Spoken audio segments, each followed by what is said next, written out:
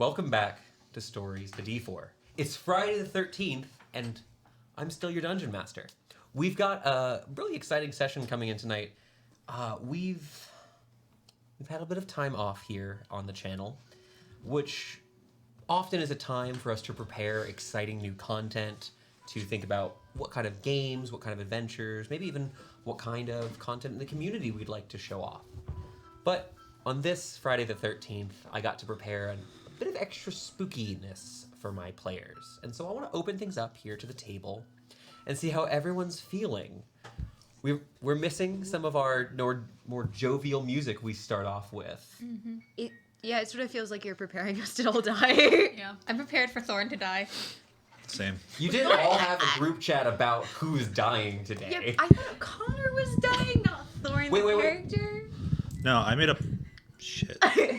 No, neither of It's you gonna are happen currently now. doing it. No. Okay. Well, Okay, both of them are dead. hey, you saw it here. No, the whole point Rough weeks. in the chat was that it's either me, Connor, as a person is gonna die, or Oh, Thorn. yes. And I said, well, either one could happen, but Mai mentioned diamonds, and diamonds would only work on Thorn. Yeah. To be Yeah. fair, I did have a voice appear in my head recently that told me I would not roll the most crit ones next year if I did sacrifice you, Connor.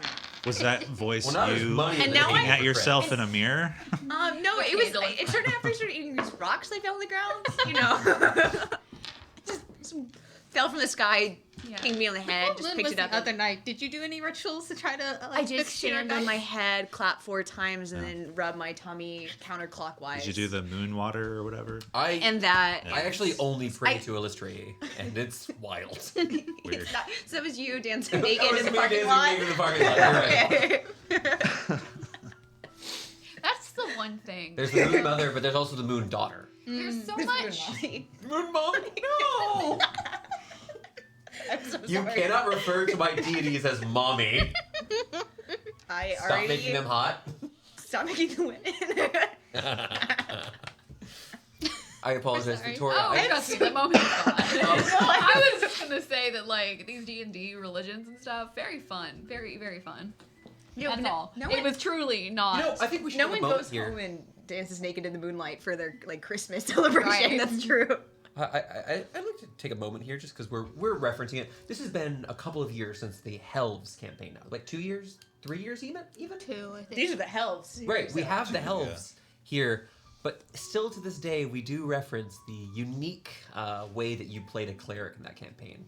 I do like how much you guys have influenced the world that I started working on 5 years ago now. Mm-hmm. Yes, Victoria? It was on the wiki. No, there's nothing wrong with that though. But it's I just canon did now. what was on the wiki.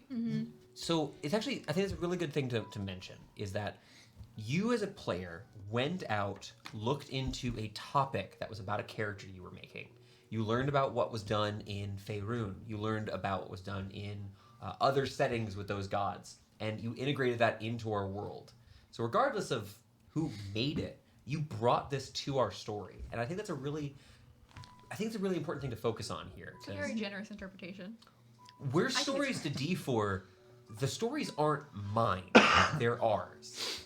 Heck, I want to make it clear, they're also this guy just off screen from mine, Alex's. He's helped a lot of times in the background. We've talked about encounters and characters and such. Anyone who comes and interacts with this table can really have a way to influence the world we've got here, the world we know. Stories to D4 is a state of mind. It's a vibe-based opportunity. We're vibes-based now? I'm not good at this. What would our vibe be? Stories to D4. Are the vibes good? Chaotic. Always. That's right. That's The accurate. chaotic vibes, honestly. Chaotic vibes can be good. Connor and I are Chaotic the is most alignment. lawfully aligned people at this Sure. table. IRL? I'm a pretty neutral person in real life. Game-wise, I'd say we're game lawful. Game lawful, yeah. Not me. No. You went to go join the mob. No. You went to join the mob in this character. You were a bard in the last campaign. A pirate bard. A pirate bard. Yeah. If I had to... Yeah, I'm sorry. You're not... Yeah. Tonight, death In the shall most approach positive way. the defiant smiles. Fuck, we gotta fight death. Shit. It's like a dog with Maracas. With Yes. maracas. yes. Before Let's give 'em I up. do a very brief recap of what happened last time, how are you all feeling? Dunsmith, you're still here, still locked within this city, oh so abandoned, oh so dreary, filled with fog, purple lightning, and a couple of mad cultists. You know what the problem is? You know what the solution to all of our problems are? Violence? We go, we grab our wagon, we hitch up our horses, and we leave. And we go back to the capital, and we say, hey, there's multiple mind flayers Just here. nuke it. To quote the great Sigourney Weaver, you have to nuke it from orbit. It's the only way to be sure. Also, And we could. That's the thing. That's the thing. You could what? We could. Where is she getting tungsten rods to drop from orbit? We could also send a sending. I can remember you many That's moons assuming ago we know where the when we bunkers had are. a dragon on top of a mountain that others were reluctant to fight. You were like, "F it, we ball." So maybe we But just the dragon didn't make Thorn less intelligent than Ralnor. It might have been a bump to the head too. We don't know. I might have a tumor. It's not a tumor. is there fantasy tumors that we have to worry about? No, Connor got the reference, and that's all I got get it. in Yeah. life. Yeah. I need to go to a fantasy doctor. And Me get and you, fantasy buddy. blood It is work not done. It's not a tumor. Kindergarten Cop. Oh yeah, yeah. It's a funny movie. Funny movie. Don't think it What aged movie well, are but you it was funny. Kindergarten It's Cop. Arnold Schwarzenegger. You ever watched an Arnold Schwarzenegger movie? Anyway, moving I've on. seen Terminator. Anyways, Okay, well, do we have any last minute anyone want to announce something? Anything else? you Follow want us to on mention? Twitter. Yeah. Follow us on Twitter. Come Join join our our Discord. It's where our players were all planning who was going to die. We also have a YouTube where you can watch these episodes anytime you want. It's awesome. It's Like super and convenient. subscribe. I do it sometimes to review certain pieces of information from previous sessions, as do some of these players here. Yes. The only other thing I want to mention before we do our recap is that this upcoming week, that is 1 week from today, we are going to be doing. Wait a second, am I getting my weeks wrong?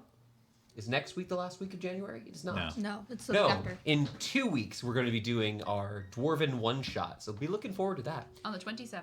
Well, 27th, thank you so much, Victoria, because I don't know numbers. But yes, so we're going to be having a very special one shot. Our players, we're happy to finally announce here, are going to be Connor, Victoria, Clella, and then my dear friend Alex, hiding just off camera here. You know him, you love him, you've seen him before, donning bunny ears in a previous one shot.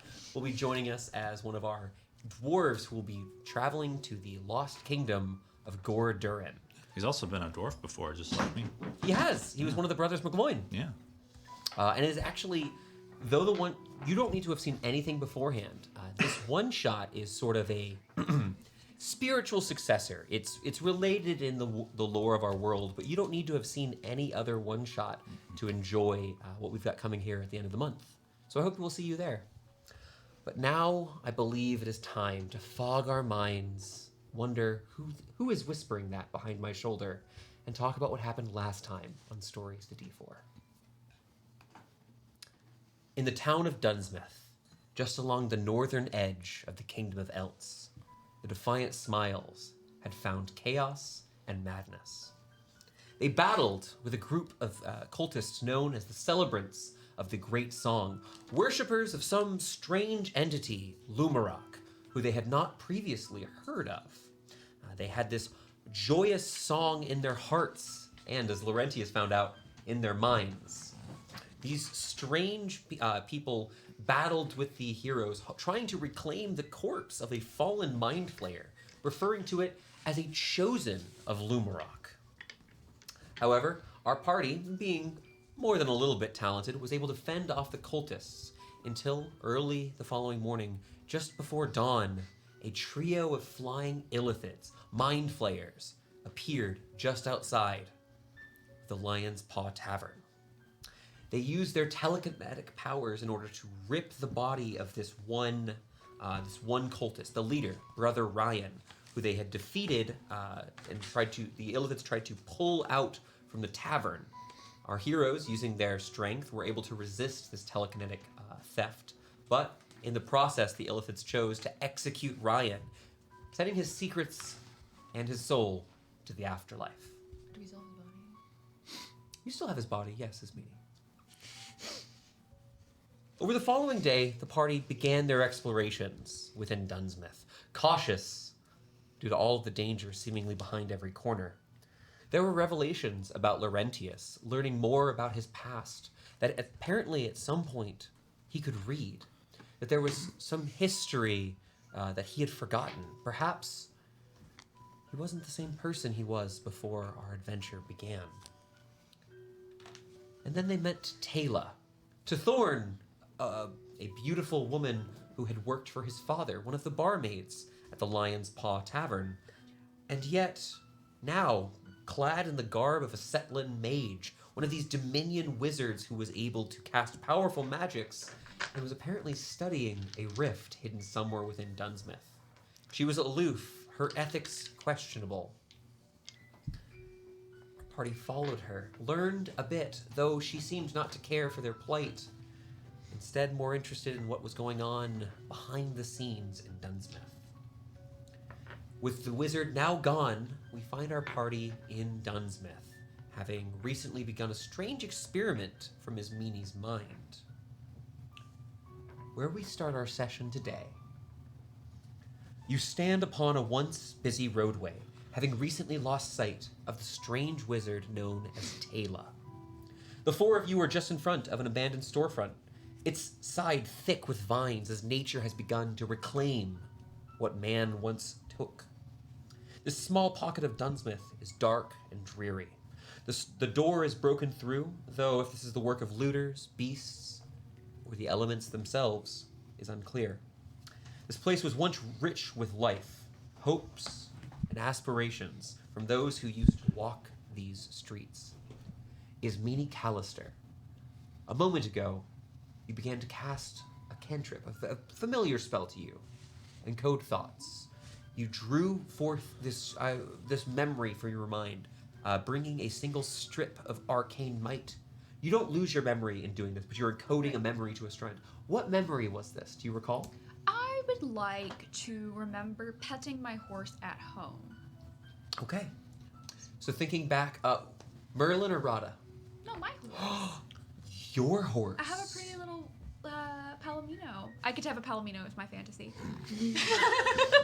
Interesting. So now, do you want to do this in addition to the memory you said last time? Or do you Yeah. want to just do this one instead? I'll do this one instead because it's cuter. Where's your horse? That's totally fine. Back at the manor. This is very fun. Laurentius, this strand of blue light, ever moving as if the threads themselves are excited by the dim light in this road here. You're holding this here in your hands. Does it work? Now, Ismini, are you explaining to him how he can do Yeah, anything? you know how you can sometimes go into our minds and speak to us? Do the same thing there. So, over Detect thoughts. Exactly. All right, as you begin casting Detect Thoughts, which is, I believe, it's a ritual you can cast at will. Is that correct? It doesn't cost you a spell slot to detect thoughts, Right. I don't believe. I don't want to cost you things. Is that a new thing? Detect Thoughts is that thing you do that lets you read thoughts. You get it from a... I can do it with I can mind link, but detect Detect thoughts costs you costs me a spell resources. slot. Okay. No, the spell you cast with that is Detect Thoughts. That is what that is. No. Tell me more, because we've been It's- using Detect Thoughts. It's a telepathic link. I can cast detect thoughts as a spell, but The way when he I talks do to us is like my telepathic link, it's telepathic just a bond. telepathic bond. Yeah. Oh. But I can still cast detect thoughts. Is it a ritual spell? Well, I don't know how No. the spell interacts with Oh, Read that's thoughts. right. It's been a couple of weeks for me. We haven't seen you since last year. I am the GM, and I have a powerful thing called a die. I've set a DC for myself because I know what I think should be the case. Oh, convenient. Thorn, peering into this strand as if you would peer into one's mind, an ability you've used many a time here. As you attempt to reach into these thoughts, your vision begins to blur, your ears thrumming for a moment, that second presence hidden beneath you, silenced.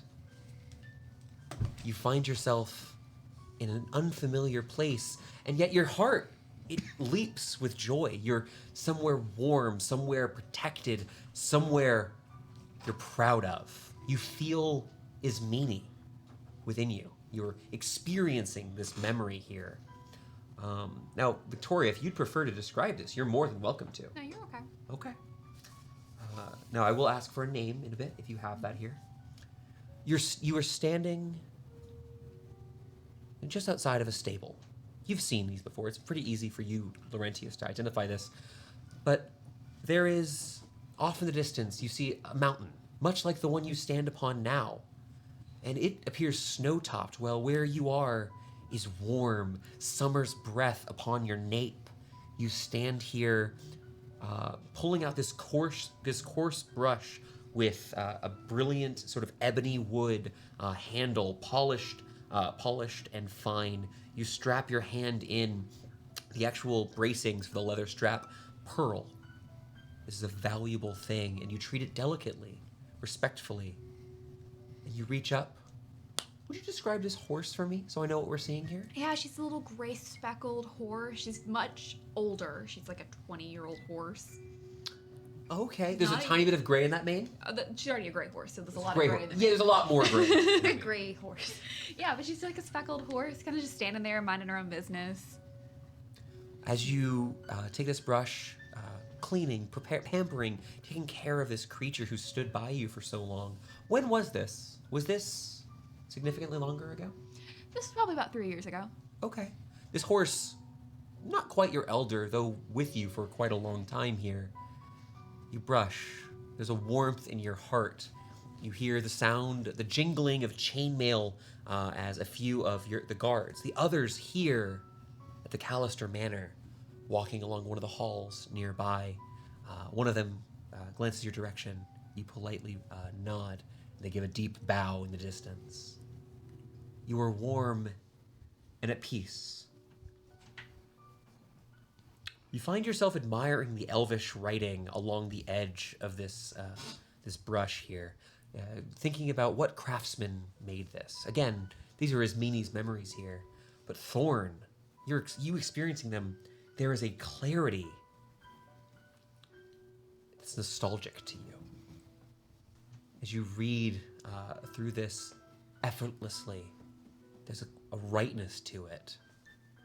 And it is at this point we're going to snap out, away from the warm summer home, the protections of the Callister house, the House of Summer, back to Dunsmith, as the fog not only fills your vision, but your mind once more.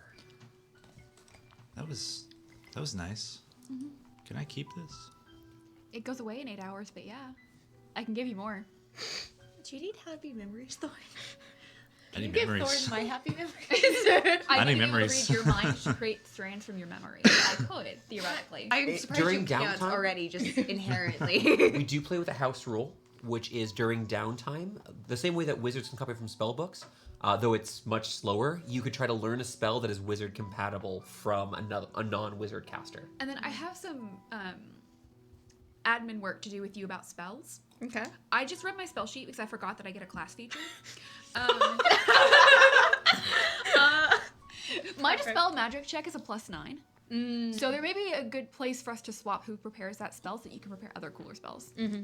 It's a possibility. That is fair. Because I get +9 for counterspell and detect magic. Right. Or dispel magic, Specifically, dispel magic. abjuration spells that overlap is Meanie will be a little better at Yeah. those, but you can double You can always prepare. prepare them, but I wanted to let you know my dispel magic is a +9.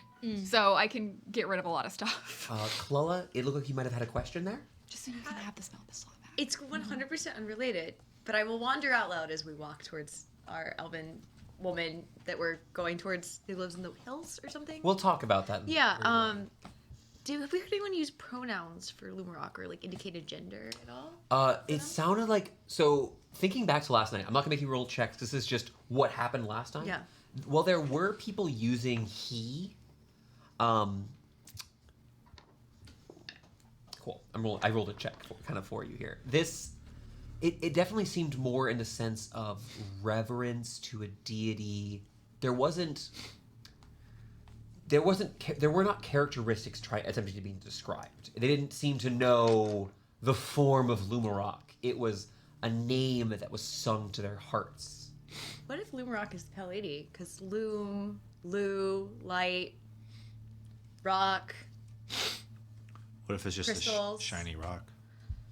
or it could be a shiny rock, but I'm just saying, maybe we could ask your nice contact other planes friend about Loomrock.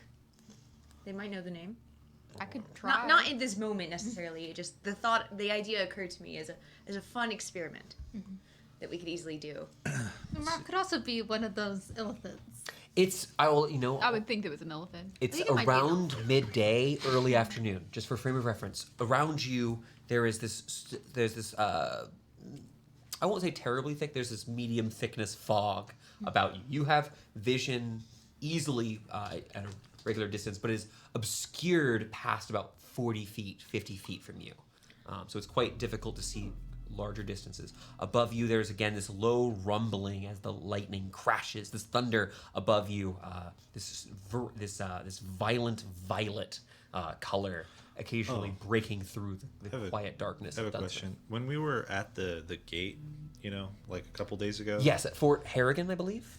Did we see this storm that seemed like it was just centered around Dunsmith? You saw it once you got to the cliff just past there. Yes, and it is clearly centered on Dunsmith. Okay. This was something that I believe, as Meanie might have mentioned, was clearly magic. There's purple lightning happening in the sky above you. It is constantly You've not seen the sky directly, though last night you just barely saw the moon shining through the clouds. You could see the Moon Mother's light piercing through, though not her true form. You couldn't see the full moon itself. Is it How's normally the weather? Ralnor behaving right now? Weird. This is a very excellent question, have an by the idea. way. Ralnor, you watch. Ralnor's not doing what he normally does, where he as you talk, you're so used to Ralnor, this small lizard, just kind of watching as you talk. No comprehension on his face, but paying attention, because Ralnor has shown over the time that Ralnor loves you guys. He's absolutely he's a caring creature, a caring friend. But it is at this point you watch Ralnor in a strange sort of way as he's sort of crab walking. He's walking sideways until his back is to Ililier. He stands facing towards one of the nearby alleys. His heckles up. You see his shoulders tense. This creature, about 4 or so feet tall, sturdy, massive, larger than any hound you could ever purchase at a market above ground or below. But he just stares into this alley, a dull growl beneath him. You see his nails having dug inches deep into the cobblestone steps of Dunsmith. I'd like to remove my sword. Draw out your blade, Elle. There's no response from Ralnor. Ralnor is standing here, and you watch as he takes one step to the side, angles slightly more. Again, before him now he's almost facing parallel down the street. Nothing before you, but he's angry. I'm going to open my arcane eye. Do you have that available still today? Just triple checking. I don't believe I used it earlier. I switched notes. We took a long rest. It's a new day as well. I only, Yes. I only took a short. you I only took a short rest, and Oh, yeah. I have. But it's a. That was my question. Is it a short rest? Is it a short rest ability. ability? Perfect. In that case, all right. Go ahead and mark that off. Yes. This is way faster on the uptake than I had expected. Elle, you draw your blade out, watching this faithful companion of his meanie, kind of following his vision as you tap within this wellspring of arcane might within you, taking this mote of energy and applying. You feel the ebbs and flows of the weave along your collarbone, up your neck, and finally across your cheekbones, tapping into your eyes as you enhance your eyesight here. What are you doing with your arcane eye specifically? I would like to give myself blind sight, allowing me to see 10 feet. Perfect. And you can cycle these, I believe. Is that correct? I can only choose one effect, unfortunately. At least on the sheet. So I have that dark vision or This is greater, very interesting. Okay. Dark vision or what? or greater comprehension, which is any language reading. Perfect. As you do this, suddenly your senses expand. The world grows. At least here, you become more. It's less growth than accuracy. You feel For a moment, the small shifts in the wind around you. And it appears that you're gathering the same information as Ralnor, because Ralnor has blind sight. I believe on his senses. If it's not on there, it's because you have the lower level character sheet, and that's my apologies. And that blind sight 60 feet. Yes. 60 feet? Yeah, buddy. Yes. That's why we watch Ralnor. This is why Ralnor I'm sorry. passed this check. We have an amazing drop darkness run in blind sight combo. Sort of do remember that while you're Yeah. blind, you still have disadvantage on attacks. It's but awareness that something is there. Yeah. So Flanking exists. what's great about this is because it's not like you don't see what's going on here, but you feel the same thing as Ralnor. It's about 6-8 feet away from you. You feel the small like disturbances along the ground, pebbles, bits of moss, a couple of leaves pushed to the side. Something is present close to you. It stops. Moves again. 6 inches, a foot. Quiet. You don't feel footsteps. You feel disturbance to this. It's something strange is present. I'm going to keep looking at it, and I'm going to reach towards just me and try to clearly tracking as much as I can with my eyes. Begins moving a bit closer, about 5-6 feet from you, about 4 feet from Ralnor, so about 5 feet from you. Ralnor is now backed up, his tail sort of between your legs, like close to like your knees, basically here, ready to bite. He looks angry. You hear the sounds from him, fear, maybe confusion, even just this, I don't know. this angry thing. It's 4 feet. It's getting closer. Push it. Right. I will put my sword out in front of me. As you push, Straight. you put your blade before you, at about like flat level. You're saying Yes. 3 feet, 2 feet. It appears to be under the edge of your arm, whatever this is. You feel the disturbances of the ground as you reach your hand through. Look like an Al, idiot. did I'm like, anything you learn Oh, about what's putting your going hand on? on stuff? As No. you reach your hand forward, there is a sudden warmth to the air. Brief, as seemingly as you've permeated through something. I would say roughly just past your wrist to your elbow. There's a bit of warmth as your hand passes through something. A pocket of warm air, perhaps. Though nothing hard. Nothing stops you from moving. Nothing seemingly harmed by your blade. anyone got a detect magics ready? It's a ghost. Because there's a warm spot, and my blade does. My It moves. silver blade does nothing. It I'm moves. sorry, my mithril blade Are you- does nothing. Mithril blades do account for silver for all purposes. Are you pointing something out? I'm tracking it as much as I can with my eyes. Yeah. Like, Ellen is moving up your arm. I'm gonna pocket moss. No pain. What was that? Pocket moss. You just.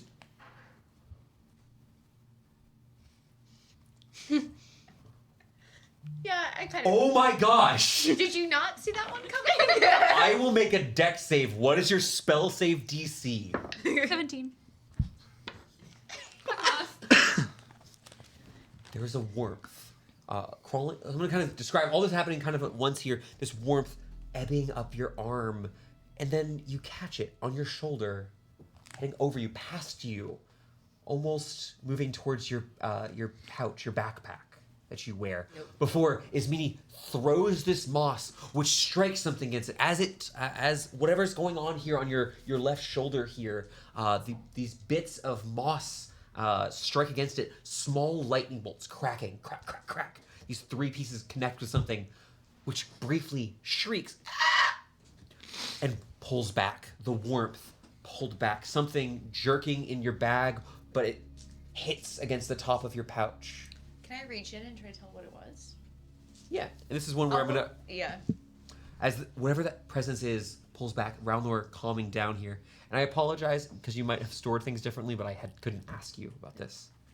As you go looking through your pockets, your pouch for what was moving, you look at the Amikir. The warm presence seemingly gone. Ralnor now fully licking his own leg. You watch Ralnor pull one of the spike-like scales on his leg, rips it off, and begins munching on one of his own scales. He's so gross. You're a cleric, and right? calms down. Yeah. Does this sound familiar to you at all? No. Invisible thing, throw moss at it and it runs away. I will mention this. Elven magic. Your passive perception didn't pick it up, is an important thing to note, which is 18? 19. 19, yeah. Your passive perception did not pick this up. I'm gonna put my Amicure inside my armor. Inside of it. Okay. Like, Yeah, fully, if someone wants the Amicure, they better be friendly. they better ask for consent. Yeah. It was a ghost. A ghost better ask for consent. But you were fully unharmed. Nothing. You did not seem to be damaged or like grabbed roughly by whatever Yeah, that was. that's why I didn't want to react violently. There could be It friendly did- ghosts. I'm not opposed to opportunity. There was sparks of lightning from throwing that. Make an Arcana check for me, because I would say you did this, and so I would want to give you an immediate check for what just happened.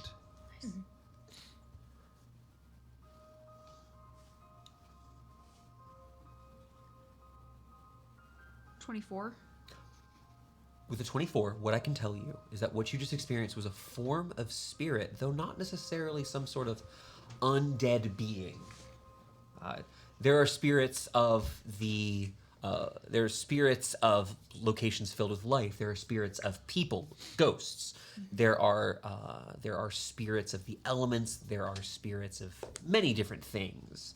Typically powerful, something powerful often has a resonance in that sort of Are way. Amicures like magical? They're from.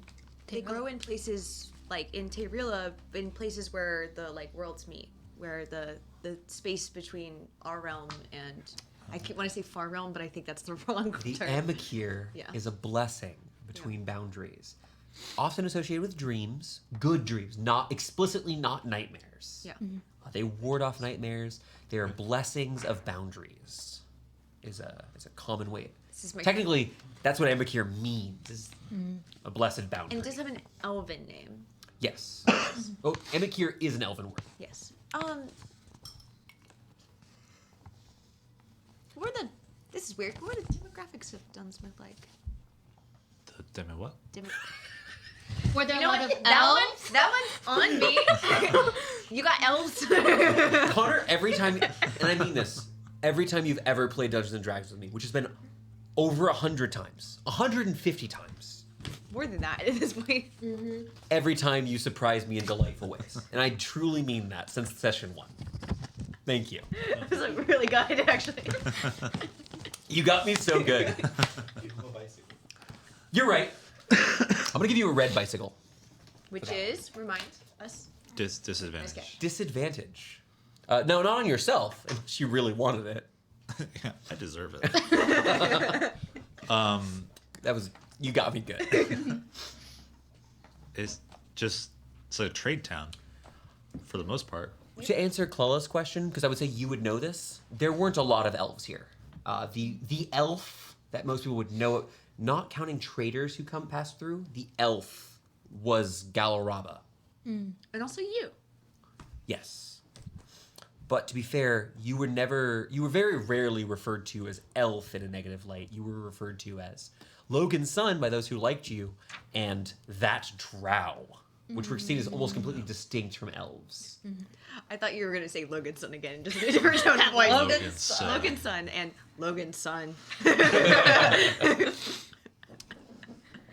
Well, Galaraba seems to be doing all right. Maybe we should check in with her and see what's going on. Maybe she knows something about this.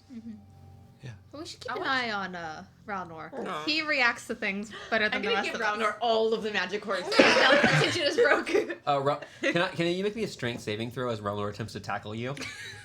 He's trying to find a source. I willingly fail. You were fully tackled, taking 0 points of damage, but Ralnor does damage your backpack slightly, trying to find the source of the delicious wood that you It's keep my feeding him. hands. It's just don't eat my hands. It's okay. I rolled a 5 on the die, so he doesn't successfully hurt you, but he is full. You get a couple of little nibbles He does nibble in your hand, but he's like gumming your hand. I'm like having fun. There's like space between Great. one of his massive teeth here, and he's just gumming your hand a little bit, trying to get more of the wood. As long as he doesn't try to lick my face or my mouth. His That's meaning fine. explicitly trained him not to lick faces. Yes. I want to run the second part of my experiment. Tell me everything you can remember about Pigeon, the horse. The horse? It was a pet horse. What's her name, Pigeon? What else is a 6-year-old gonna name a horse? It's gray.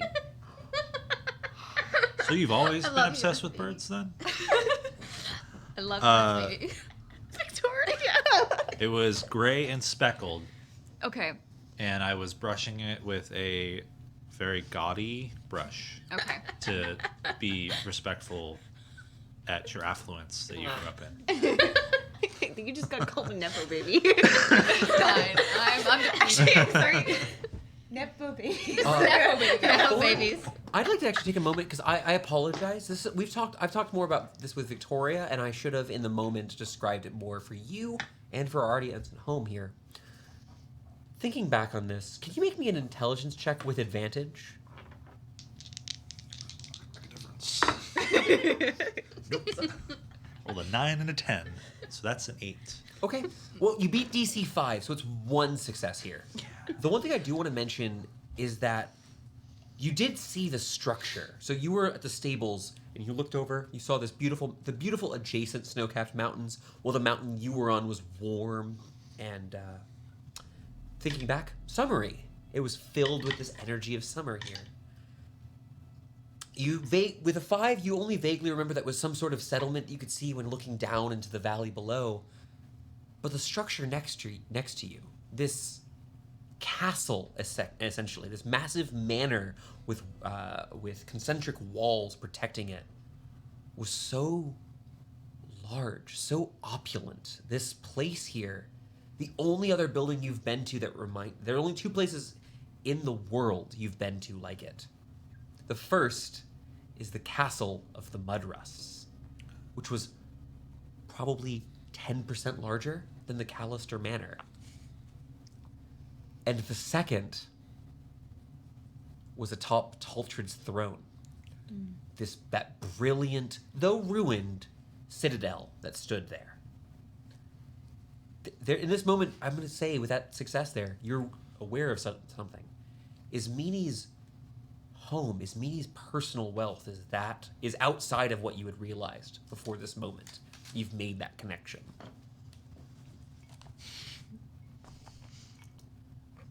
You can't. You got some pull, I see. Maybe. Sometimes. The Pockets servant, are a little deeper than you let on. because you know that you've up to this point known Ismini was El's servant in some way. Like you've known. We never explained our relationship. I think we decided on handler. Yeah, Yeah. Yeah. We both had handler. Yeah. Right. That's polite. But it's, Watcher, but babysitter. you're outside. Careful with the word watcher. You're not around me. babysitter. Wrong blonde. Sorry. So that's that. Did I do good? Yeah, no, I just was curious about a memory that was from before times, but you just recently saw. I was curious to see how that interplay would happen. Since You remember it clearly. I think my short-term memory is pretty solid. Right. Pearl encrusted brush. Anything for Pigeon. You know what? You bought it for a pigeon? Is it because it's gray and With speckled? your allowance? That's why you named it pigeon. Okay. Yeah. I Here's don't this think chest you of have gold. anything to Sorry, say. wait. Magic isn't cheap. I'm sorry. Why didn't you just name This it is totally Rat with reasonable to me. Wings? Do you know how much a wizard costs? It's pretty soon, like, he's gonna be, like, going through that gold like nothing. I could, right now, spend every dime I have again. It's a good thing you got those deep pockets to. Okay. It's the House of Summers. Well, there's less of us now, so it's more per person. It's actually Win-win is all I'm hearing. As a quick reminder, I know, I was fully making Oh, okay. a joke, but it's so funny. just maybe to help them a little bit. Yes. Just you would know Yes. that House Callister has its own very deep pockets. Oh, yes. But Ismini is not the heir to House Callister. Yeah, I'm a second child. I don't get the same amount of So what? Just It's your sister. You have Quarter. your brother's older than you, but you're the second. Yeah. My brother, Heron? No, it's not right. No. No. Wait, I thought Disney's sister was older. Yes. No, she's second in line. Can we get a Callister family explanation? Sister, then a brother, then me. But brother is not in line for taking over the mantle of House Callister proper. He's busy and not fit for the job. Not interested in the job, not fit for the job, and there's some allowance. He's working for the Hammerborn Karens. We don't need to worry about it. Oh god. There's some allowance for not being properly Also, he's- suited for the role. The biggest, and you would know this, Elle, the biggest issue is that her brother is the weakest of the 3 Arcanists in the family. So you're the spare. One is none. Don't remind me of that. You're riding that pine. Her sister is so scary. I'm scared of her sister. I'm more scared maybe of your sister than I don't know. I met her. Those- She seemed pretty nice. Gwen, She gave me a Gwen? once over. She gives me math homework. She went like this. I saw it. Yeah, you should actually hook up with She your gave me the sister. up and That down. would be good for the plot. I think my sister might be my silly. Yes. I noticed. In the, you guys mentioned you wanted to go to visit this elf, and so you've spent some time here walking eastward, heading through the city, keeping far from the river. I think you all mentioned you wanted to keep far from the river. Yeah. Is that correct? Stay away from the monster. You know there's some sort of creature within the river. But as you've continued eastward, your elven ears hear something. Off in the distance. You just hear this faintest sound, heart crumbling, this delicate little whimper, just this tiny sound, a young voice. You hear it here faintly, maybe a little boy or a little girl. It's hard to be certain in the distance. I'm gonna grab Thorn's hand and be like, "Come on, we're going this way now," and Why? start following the voice. All Do I hear this? Give me a perception check. Shit.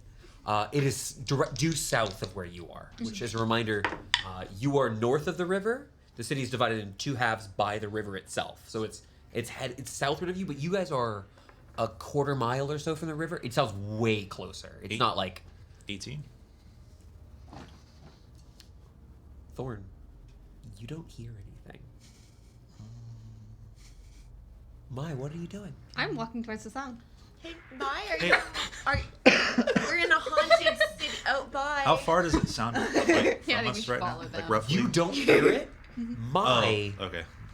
50 to 100 feet. So it's like that bracket of range. We'll follow. And again, you're a quarter mile from the river. I'm not tricking you to go to the river. Nothing like that. I'm gonna cast. Tricking. I'm No, gonna. when we're in theater of the mind, I want to be very clear Yeah. about distances and such. I'm gonna cast Detect Thoughts again, so I can see if I can pick up on any thoughts within the radius. Holy crap! What did that cost you? Is it a second level spell Second slot? level spell slot. Within 30 feet, I can hear the thoughts of any creature. Who are you focusing on?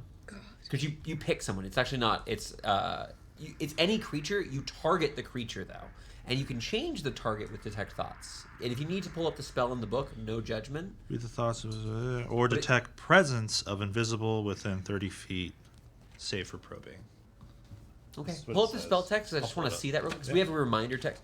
We use. Can I say who makes our character sheets? Why not? Yeah, we use Credit. More Purple, More Better, who makes incredible automated spell sheets. I highly recommend checking them out over on Patreon. Makes some great content.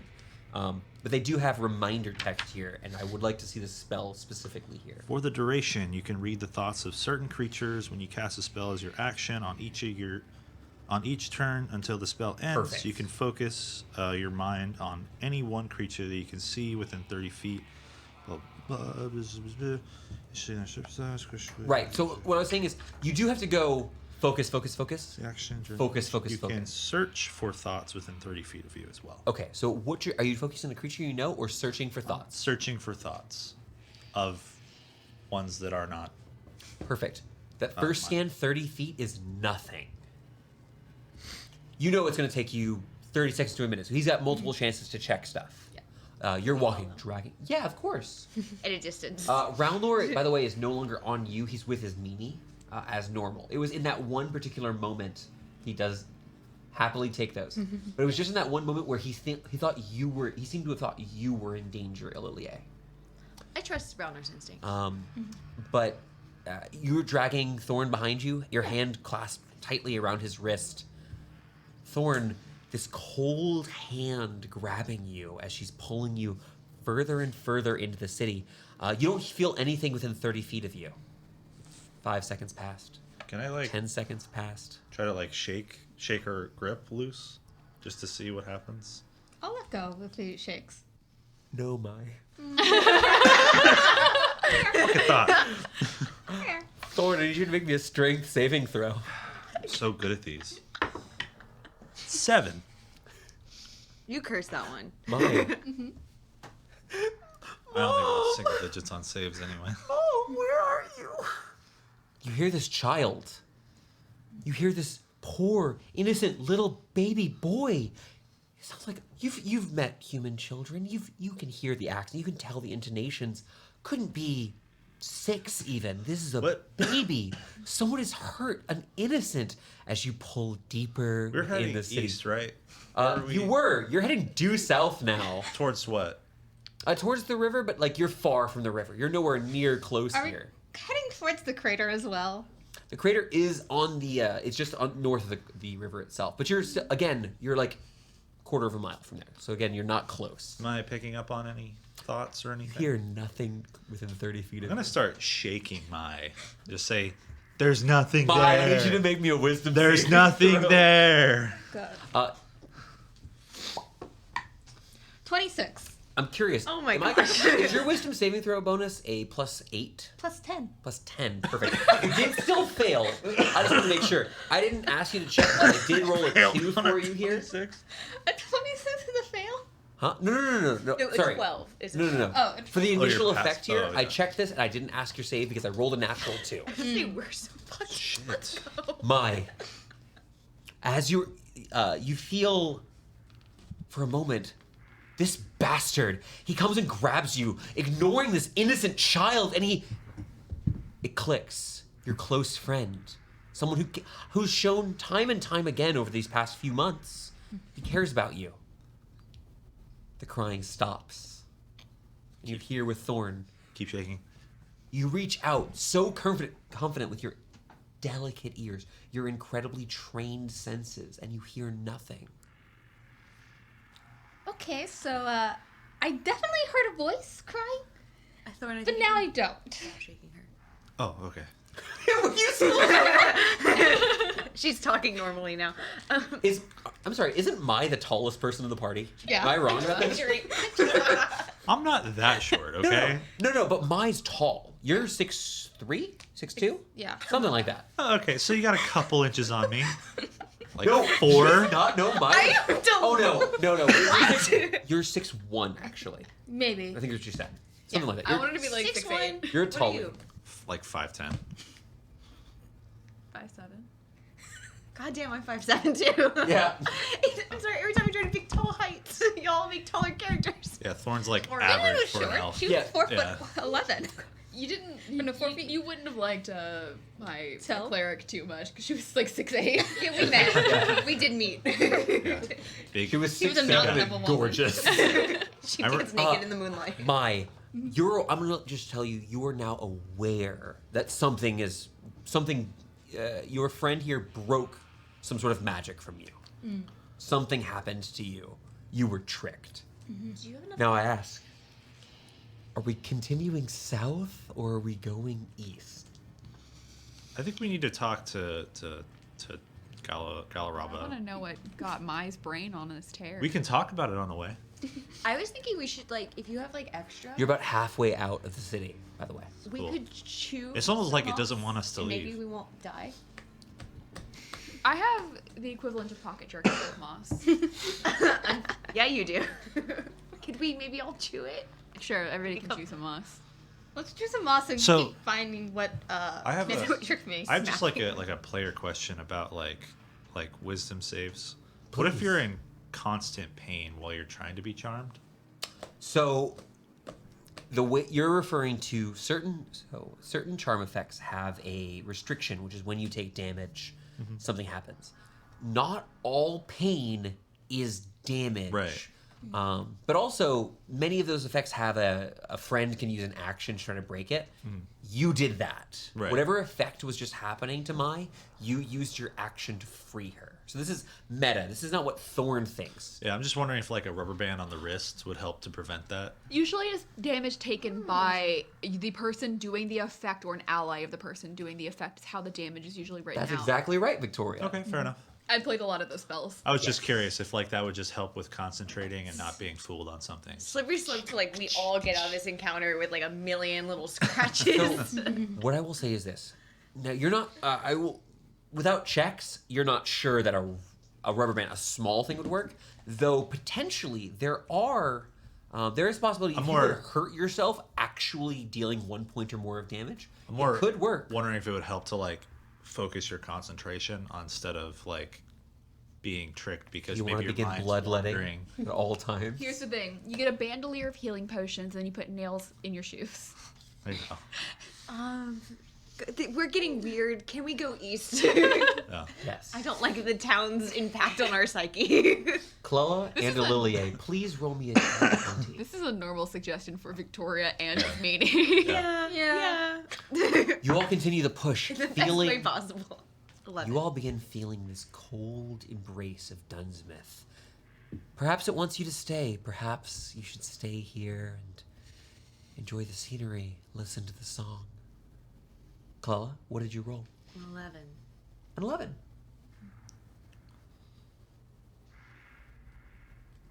You make your way through the city streets, walking through another market square. The northern market square here, stalls abandoned. You hear in the distance, thunk, some sort of wood hitting against wood, like a door or window closing roughly. You make your way through the stair. Tap, tap, step, step, step. Quiet in the distance. The scurrying of rodents or some vermin off in the distance. Finally, the easterly road, pushing out of the city. Not a major place. There's nowhere big east of Dunsmith, not close enough to have a major road, but it's this path here that Laurentius can bring you to, taken by some of the lumberjacks of town, some of the loggers, some of the carpenters here. As you push further, a narrow street, almost choking you in its lack of depth here. These long, abandoned clothes on clothesline above you, about 10, 15 feet up. A rotted-out dress for a child here. You see these long linen shirts, sort of coverall style clothing for folks. As you make it close to the edge, you can't help but fixate on the drip, drip, drip. A solitary lantern hanging from one of the clotheslines. Gilded, the small glint of silver and gold on the edges of it, sticking out from amongst this relatively rotted through street corner here. From it, dark black liquid. Drip, drip, drip into the heart, the center here of the street itself. Street about, only about 10 to 12 feet wide here. It's a little more narrow than the roads you've traveled elsewhere. But once you're past here, you'll be out of Dunsmith. Doesn't look like standard lantern oil. Give me a quick, I would say investigation check. Because you can see it, you're not looking for where is it. You're looking for what is it. I think investigation's appropriate here. Can we... It's a 12-foot wide road. I was trying to think if I could help, but I don't... I would say no. Yeah, That I was one. like, all I could think of is looking for the shininess of the light. Thorn, kind of taking a look up here, you've seen... Now, this is a little bit shiny, but, I mean, you've seen lanterns hang... Sometimes people will take a... Because you can... I should finish one of these sentences. You've seen in Dunsmith here that sometimes people will take a lantern or they'll take this... they're called descended candles. Real thing, actually. Where there was this sort of construct built around a candle. Basically a way to give some lighting above the road here. big candle if you do that sort of thing. But you could actually take a pulley and pull in the clothesline. People putting lanterns isn't that weird. There's nothing super strange about it. Oil's pretty dark as you're kind of walking through here. As you continue making your way over, you don't want to get dripped on, of course, but just a little pool of black drip, drip, Black? drip. Yeah, it's a dark liquid. I mean, it's oil. How big is the Probably. pool? Oh, you'd say about 3.5, maybe 4 feet wide. Just kind of dripped on the How big ground. is this lantern? It's probably only like a half an inch, quarter inch deep. It's not like a deep puddle or pool. Oh, the lantern? It's a gilded lantern about this big. Oh, weird. Left a 4 foot wide puddle. Yeah, but as you check, just implied, looks like normal. Yeah, it looks lantern normal to oil. me. Let's keep going, guys. You asked for the check. I know. You guys watch as Laurentius strolls down the road. Yeah, the black liquid's freaking me out. Yeah, I don't like it. Pick I up the kind of music. want to eat it. Hey, Thorn. Yes, Pika? So oil is bad. Well, we don't drink strange liquids. It's the easiest way to tell what something is. Is putting it around. No. I do have a pen. I've been doing this whole session without a pen. It's been killing me. I think visual and then smell is usually We the can first also two. just try to light it on for fire and item. see what happens. Yeah. Sure. I don't have a way of like just making fire. If we stand far away, we could firebolt it. You could prestidigitate. It's about 20 feet in front of you guys. Oh yeah, you could make a flame with You prestige. can Yeah, light a just candle with baby prestidigitation. flame with prestidigitation. On the You'd like to pool of light it liquid. on fire? The little pool of liquid. What's the range on prestidigitation? 10 feet. God, is it? I think so. God, it is 10 feet. Yeah. I'm going to die if I do that. Can I Good instant firebolt it from? Oh no, it's 30 feet away? it's It's 10 oh, it is 10 feet. I was looking at the wrong spell. What are you doing? You're about 20 feet from it Can at I the moment. firebolt it? But Come on. you're Do it. you control your legs. I'm sorry, the lawful character said I can do it. How far away are you? I jump Can we a little. all be 40 feet away? I'm already ahead of you guys because I thought it was Where are fine. you, Thorn? Ahead? I don't know. What? 10, 20 feet? You're about 10, 20 feet from it? Okay. Sure. I Thorn's don't want dead. to fireball Thorn. You're not gonna You said fire But bolt, right? Not fireball. It's a pool of oil. Right. It's not a bomb. oil doesn't explode. Yeah. It could be Thorn's right, it actually. could be movie logic. You hit the chicken cart. It goes. explode. It goes. Yeah. It goes whoosh, not I boom. shoot a bullet into it and it explodes in a fiery fashion. Yeah. Now, because Dunsmith's a foul place, I must ask. I'm gonna bring us back in. Hi, Coco. Baby. Now, unfortunately, Dunsmith has no light as bright as Coco. So I must ask, Elle, what are you doing? You watch as Thorn walks 10, 20 feet away from this thing. She just continues walking along. Turn around. Come on, guys. Jack's just this way. Yeah, I'm going to cast 15. firebolt at it. Make your attack roll. Okay. God, I never cast magic. Oh, not one. Your luck is notching. Luck. Thorn, you're about 15 feet okay. out. A bolt of flame flies past you, striking against the ground itself. It does seem to contact whatever was going on in here, but the spell itself fizzling against some sort of... In this moment, you recognize magic. As the spell fizzles, swallowed up by the darkness below, you watch as the oil pulls upwards, forming into a single solitary arc. A beautiful line, a line so horrid, it forms into an arm that reaches out and is going to whip at you, Thorn. Does an 18 hit you? Surprise, right? So no reaction. No It reaction. does. It does. Okay. I'm sorry. Thorn, you are going to take 4 points of necrotic damage. Oh, That's all. 4 points of necrotic damage. This thing emerges, coming towards you, and as it strikes against you, it doesn't wrap, it doesn't grab, it doesn't pierce or stab, but the very act of touching you seems to siphon a bit of you, taken away. The arm slurps back into the puddle. The puddle begins bubbling up, as if pouring from the ground like bubbling grude, like oil pulling up from the ground, pooling wider, now 5, 10 feet. Roll for initiative. Cool.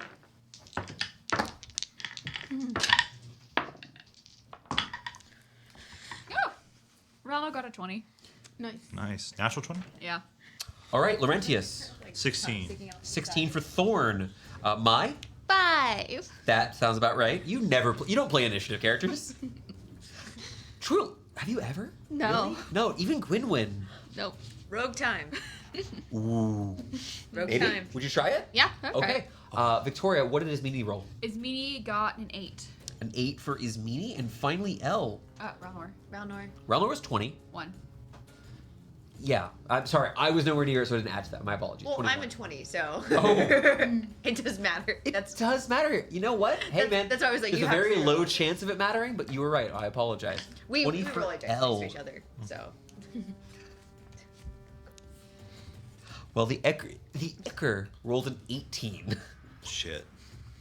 Ralnor, I want you to be honest with me, Ismini. Does Ralnor do anything before being given any motivation or instruction? Probably. No. Okay. My only reason for saying yes in this case is because it did reach out and try to thwap Thor. Cool. Can you make me an intelligence check? No, for it Ralnor? thwapped me. It did thwap. It fully thwapped. Did you beat 5? Yeah. Then you're totally fine to act normally. Yeah, I got I it. don't want to do these sort of things. This is a weird one, so I wanted to check. Cool. We're just gonna go and do all of our attacks. Perfect. Ralnor charging up as it leaps towards the puddle to try to bite. I don't need you to roll. Does not appear affected by these things. His magic weapons. You watch as Ralnor begins biting in a puddle. The black ichor here begins splashing out. He goes 1, 2, 3, clawing, swinging his horns down and biting. I need Ralnor to make me a Constitution saving throw as he dives into this puddle.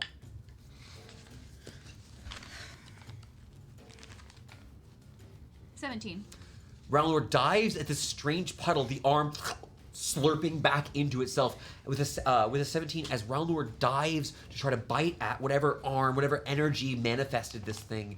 As he does, you watch as 3 more of these limbs emerge, coming over, surrounding Ralnor as he begins to sort of sink in. Ralnor leaps back, able to keep whatever strength was within his smaller body here, and stands now adjacent to the puddle, confused but not sunk within it. He's a strong boy. He was not overcome by whatever happened here.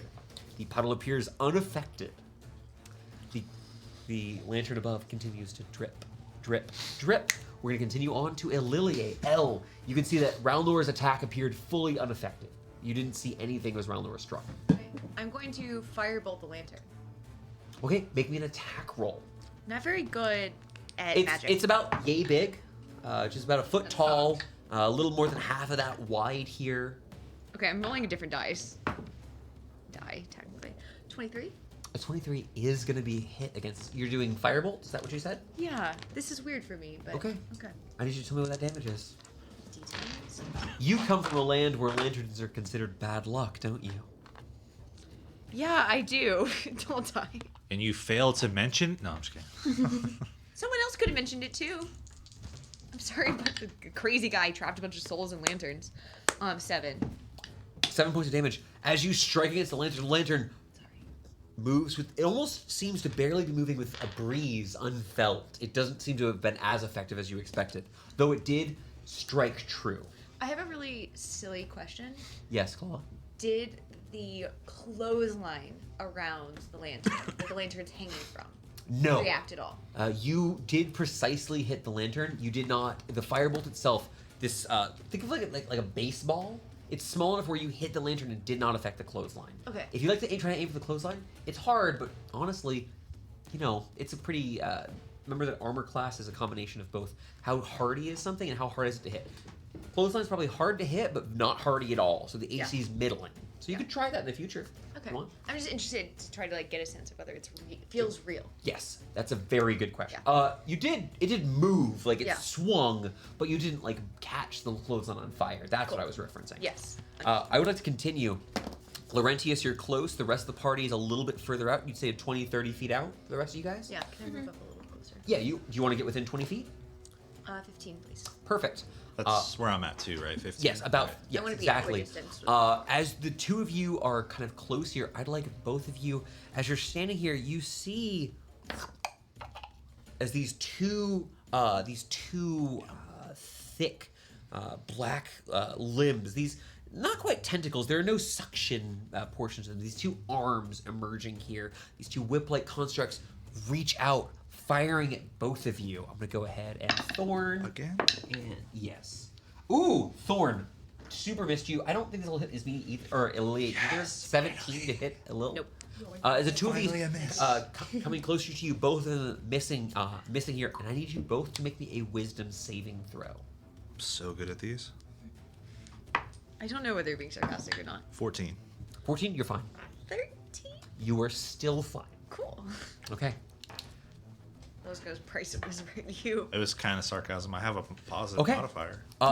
The thing itself, clearly a volatile, violent thing, and I also want to mention everyone is seeing this. Whatever's going on, all of you can see the effects. It's not like just the two of you could see the arms come out. These two whip-like things coming at you. This black ichor, as it strikes closer to you. L getting close. I would say that's close to hit you. Is that correct? Was the 17 close to hitting you? 2-way. Okay, perfect. You actually were able to strike down with your sword or block it with your forearm with your armor on your bracer here. You felt it. It was a physical construct close to you. Cool. It is solid. That's what I wanted to give you that Yes, information. thank you. We're going to That's what I was continue looking for. on. It is Thorn and then Ismini. Connor, what do you have for me? I'm going to use my last little globe of alchemist. I'm going to quicken spell, sorry. If I didn't say that before. Take the globe off of my belts and catapult it at the construct. Oh my gosh, I forgot you could do this. Is this a spicy orb or is it actually normal It's alchemist? a globe of fire. Globe of... Yeah, it's the alchemist fire, the spicy orb. It's spicy is the fire. The Right. The Yeah. sour Yeah. is the acid. Is the acid. This Yeah. has been a while since Those are just Well, I'm normal no longer alchemist capable fire. of right? making It's just 1d4. them. Yes, but more importantly, I'll make a dex Nicola save. wins Yeah. those. Fun Okay, fact, cool. I Good to failed know. dexterity saving throws. Oh. So I have failed the save. Cool. Thank you, Amanda. IRL. If you need the bludgeoning damage separate, let me know. No? I just need the fire damage. Oh, okay. So 4 points of fire damage. Here's the thing. As you strike against it, you hear this bubbling. Too much to represent just the heat itself. It appears whatever you've done here has seemed more effective here. So though the fire. bludgeoning has done nothing. Fire did something. Yeah, none of Yes. Ralnor's attacks did anything. That's Good to bludgeoning, know. piercing, and slashing. Let's see if Eldritch Blast does. Yes, it is. It is all three types. Eldritch Blast does something. Quicken spell. You quickened Catapult. catapult. Perfect. And you do the catapult damage on top of that, and then you're casting the Eldritch Blast. All right, make your attack roll. Well, that's a natural 1 for 1 and a 19 plus Oh, a lot. super hilariously hits. Plus a lot. It's nice when we use that. Is that a 1? That's a 1. That's a one. 6 points of force damage. As you watch a splash of this black ichor spreading across and fizzling into the fog itself. Seem to have worked just normally. Okay. Cool. Okay. That can be it for your turn. Do you want to get away, or you find where you are? I'll back away. I'm going to make an I got attack of my sword. opportunity. I as a figured. reaction Sword out, here. so.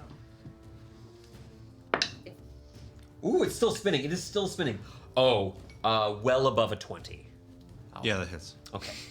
I apologize here. That is going to be 7 points of necrotic damage, and I need you to make me a wisdom saving throw, my friend. We gotta get you up here. That bitch wise. I'm sorry. Y'all. 15. Also. A Both of you. 15 is a success here.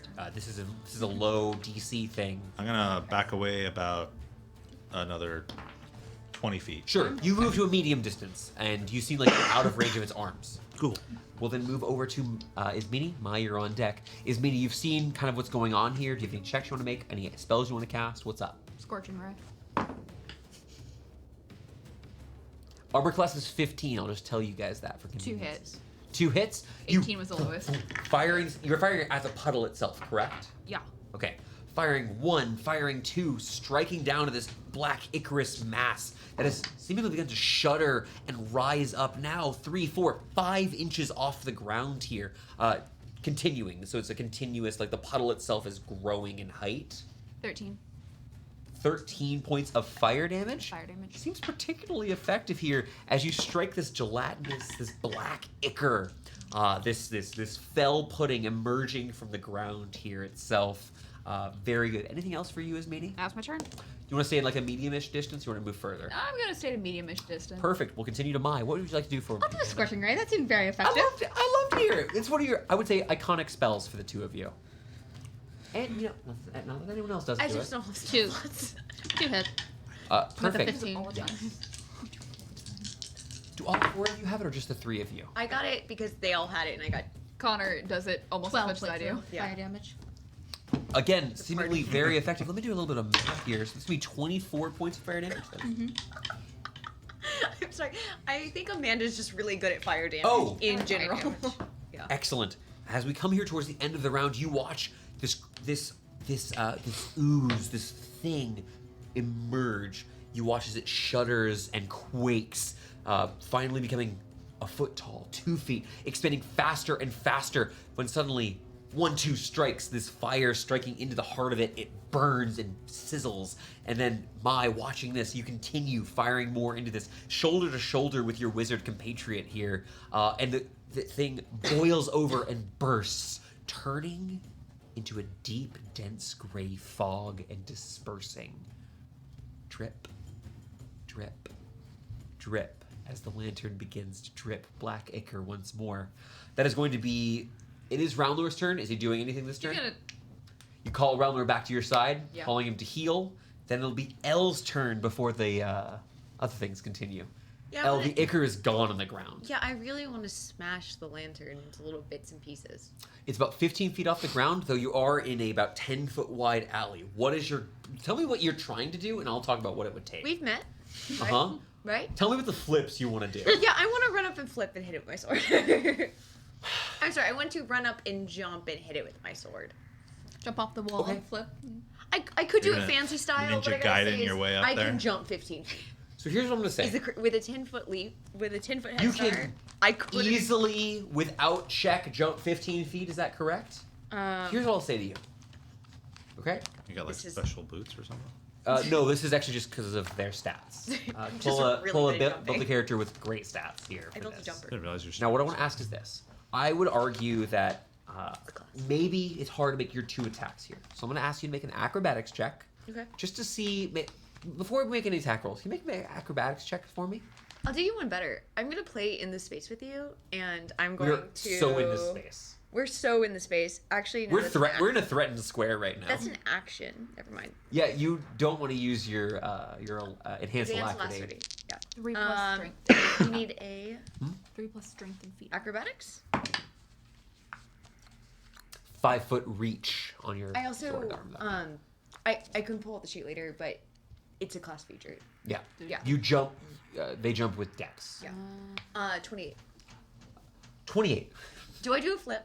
So here's what I'll say is this. Well, I won't let you make your 2 You do a attacks gainer. in midair here in this particular moment. I'm going to let you make this attack with advantage here, which I think you like better, actually. I love advantage. I'm Perfect. gonna roll 3d. Elle takes a moment, having been supported by her friends. Elle takes a few steps and leaps up. Grab you. You actually see there's this damaged wagon in the road itself. You give yourself a little bit of boost as you leap up into the air. What's your hit? I just want to know I rolled a 3, and a 10, but that 10 makes it a 20. A 20 is a hit on the lantern. Now, as you strike against it, I don't resist damage here. I'm not immune to slashing damage here. You're not. You don't have your weapon burst on here. Max damage for 14 points of damage. 14 points of damage added to that 3 before is going to be enough here. You reach up, striking against this with your mithril sword here, striking it, and as it shatters, you watch as these small wriggling things, horrid and purple, emerge, bursting out in all directions. As you're flying through the air here, make me a real quick dex save. Because you're the only one in range, because Thorn, you moved away. Math 20. Math 20 is going to be a success as these things burst out in all directions. Some of them splattering against the floor itself. One of them getting close to you, you're able to wriggle out of the way. You see this small little violet creature striking the pavement below and bursting, unmoving. Yeah. And the lantern, the threat itself, appears to be gone. Though there are several of these small dead wrigglers that are around here. seem to be safe here as we leave initiative once more. They look cool. Very cool. Thank you, it's me. Oh. That's all I've ever wanted Take from an you. empty potion bottle from my side and like scoop one up. Gross. Thank you. As you begin heading on, you want to collect a couple samples here? Yeah, That as was you your collect your the goal? loogies. Yeah. Can I have a nature check? You're wise. We'll round it up. Actually, nature's int. Nature is an Nature's in. 18. That's a good roll. 18. 18 is not a success, but it is enough where I can give you a piece of information. These strange purple tadpole-like creatures are uncomfortable to look at, having sort of edged teeth jutting out of the front end of them, though they appear to be fully dead at this point. Yeah. Seriously? Yeah. They do not wriggle at this point, I can move back. but you're able to cork them within a glass vial. Additionally, with what you saw, the bursting out from before appeared to be a construct of the lantern, a factor of the lantern, not a factor of these tadpole-like creatures themselves. Laurentius? There weren't tadpoles in the makeshift lab in the tavern, right? There were not. Cool. Just making sure. Quick check before we move on. Looking at the lantern itself. Is it a standard lantern? Is there anything weird about it? So you can definitely tell this is some sort of magical construct, though its construction is very alien to you. It has clearly been dispelled. That is something that you, as a trained arcanist, I don't need to check here. You're so high level at this point. You can see that whatever was happened here, because you were wielding a magic weapon, you were able to damage the lantern directly, and it appears to have lost whatever power it once held within. I'm sorry, smashed lantern reflexes. We'll call it that. Hopefully, it wasn't useful for us. I don't think it would be useful. Well, it's smashed. It was filled with gross tadpoles. Yeah, no. It seemed evil. I'm sorry, but I don't put it past us as like a group of people to not find a way to weaponize gross tadpoles in Evil Lantern. That sounds right up our alley, actually. So Let's get out of this alley. let's keep going I think it's up that alley. towards the elf. Yeah. You continue your journey towards Galaraba's home. As you make your way eastward, the fog thickens, leaving you alone with the faint sounds of boots on cobblestone and the light whistle of the wind passing between the silent structures of Dunsmith. A faint rumble can be heard overhead. Another clash of dull thunder, a constant reminder of the anger that permeates this place. It is not long before you reach the city's edge, passing by collapsed structures, abandoned homes, and a recently snuffed out set of torches. You see the mossy green brush begin to peek out from the road, showing its wear, its lack of care here, leading towards the denser woods just outside of the city, where you seek Galaraba. Though you have made your way out of Dunsmith proper, there is little comfort in this freshly found cove. Is it oddly like... Does the fog just seem kind of to drop off at this cottage? Or No. Okay. You're not at a cottage. You're at the edge of the Or forest line. edge of the forest, okay. You've not noticed any particular change from the city to here. Let me reinforce that with some. You've not noticed any particular change in the Cool. fog itself.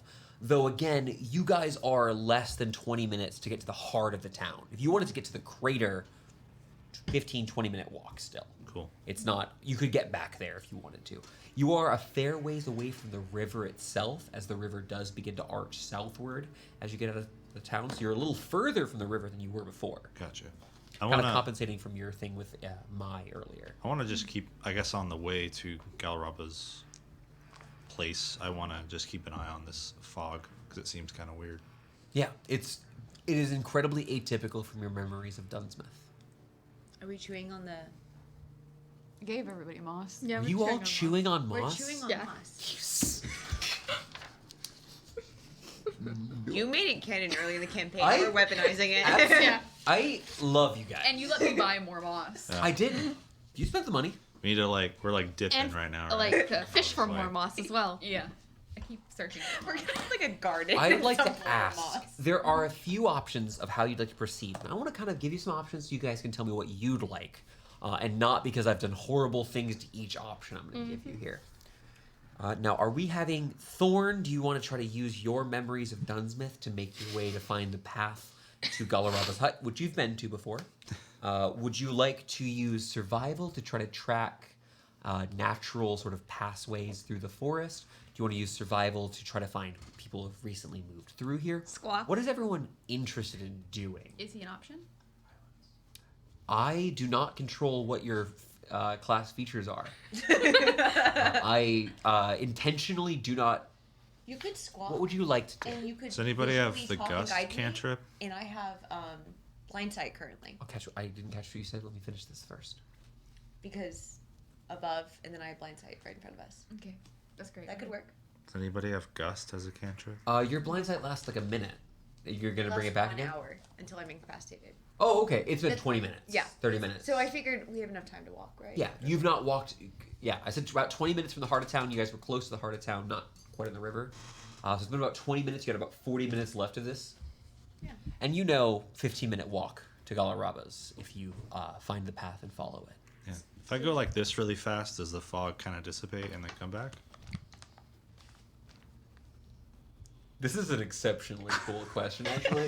This is some really cool stuff. Doesn't have the gust cantrip, just waves Yeah. their hand around. You're just trying to see if it moves or if it comes back. Like, what are you trying to gain from I want to see if it parts, and I want to see how quickly it comes back, or if it just does not get affected by me doing that at all. I'm going to push a check for you. I know you know how to do the math for this. I'd like you to make me a Wisdom Arcana check. So Wisdom check, and if you're proficient in Arcana, you add your proficiency. 10. Okay. As you take your hand quickly, drawing upon some of the strength you have, and just kind of waving off the fog, you see briefly your skin, this purple and gray here, more clearly, for the fog pulls in, choking out this bit, taking some of the saturation from your very flesh. It is a tiresome task pushing through here, chewing through the fog itself. Question. Cool. Does it feel in any way reminiscent to? I have fog cloud. I've cast it quite a bit. Making an Arcana check. I'm going to tell you this is a tough check. Making an Arcana check. That's You're trying fair. Arcana? 19? 19. With a 19, you aren't certain, though this does appear to have some resemblance to a magical effect. This does not feel like a natural standard fog. It feels much more like your fog cloud that you can cast. Did it get more dense as we left? No. Okay. If anything, it got slightly less dense. Okay. But not so much where the effect seems to have deadened. Cool. But you're sitting just outside the forest's edge. You guys still have to decide how you'd like to proceed. I guess I can try to remember. Yeah. It's If you want to send Squawk up. Yeah, if it's thick Universe. fog, he's not very useful, but he may be slightly useful. Yeah, we did mention you guys have about 40 feet of clear vision before heavy obscuration. I'll use him to more circle around us and check for threats than Yeah. I will for actually navigation, I think, because if he can only... Yeah. I'll put my hand on a tree and try to remember.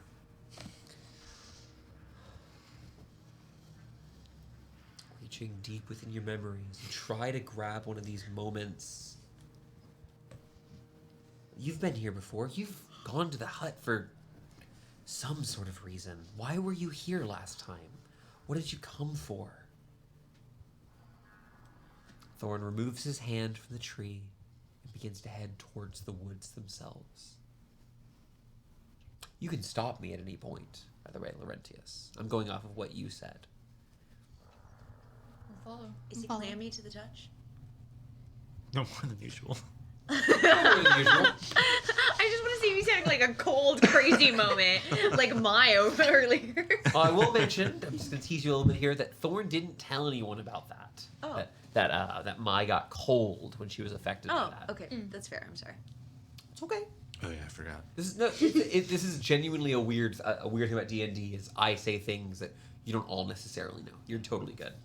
Oh, is there But to answer your question, he's not. He's actually is totally normal as far as you can tell. Actually running a low-grade fever. It's a stress fever. I was gonna say, it's literally stress. A far cry We all now know stress. from Dunsmouth. The forest begins to come alive. The chittering of vermin, clicking insects, and a distant howl cry out. Laurentius, tapping his fingers occasionally against the sturdy trees that line this forest, giving you a sense of warmth, of encapsulation by the woods as you delve ever deeper. Eventually, you come upon a smooth stone path, worn dirt with these embedded, I would almost say, azure gray stones. These sort of slight blue tinge to a flat, polished stone, like a riverbed stone, smoothed as you walk. As you pass beneath this green canopy, you swear you hear the gentle whispers of those who have walked this well-worn path before you. Parents seeking cures for what ailed their children, prayers to some distant god, lovers seeking fortunes for their futures, priests like mine, who hope for blessings from a long-dead god, a mage, certain that the woman who resides within this wood could help with their research, however dark it may be. But as you can see, a clearing before you, not long, 10, 15 minutes. This clearing opens up and the whispers and woods beginning to grow quiet. You can see it off in the distance.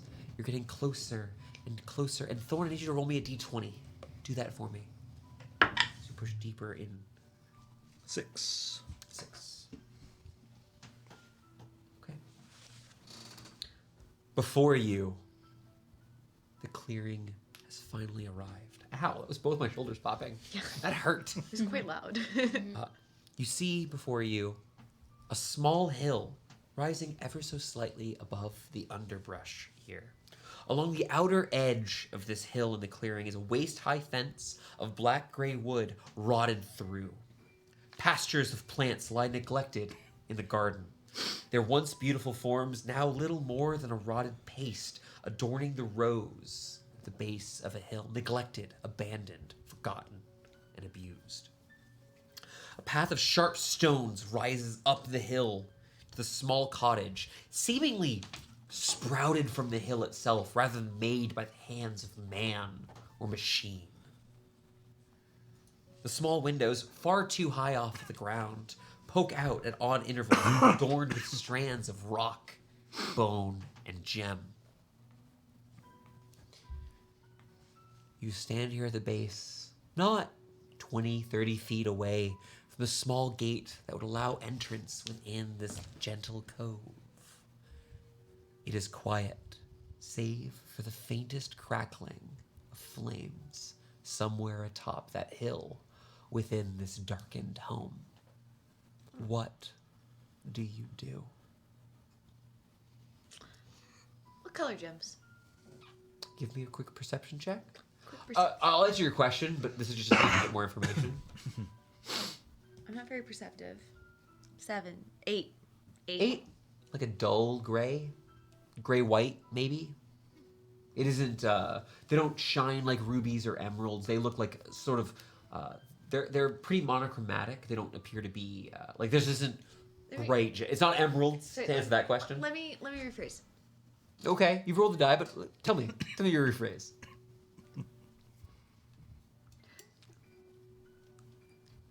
Gems can either be like, like roll them around and they get like shiny and bright, or they're like natural forming where they're like within rock.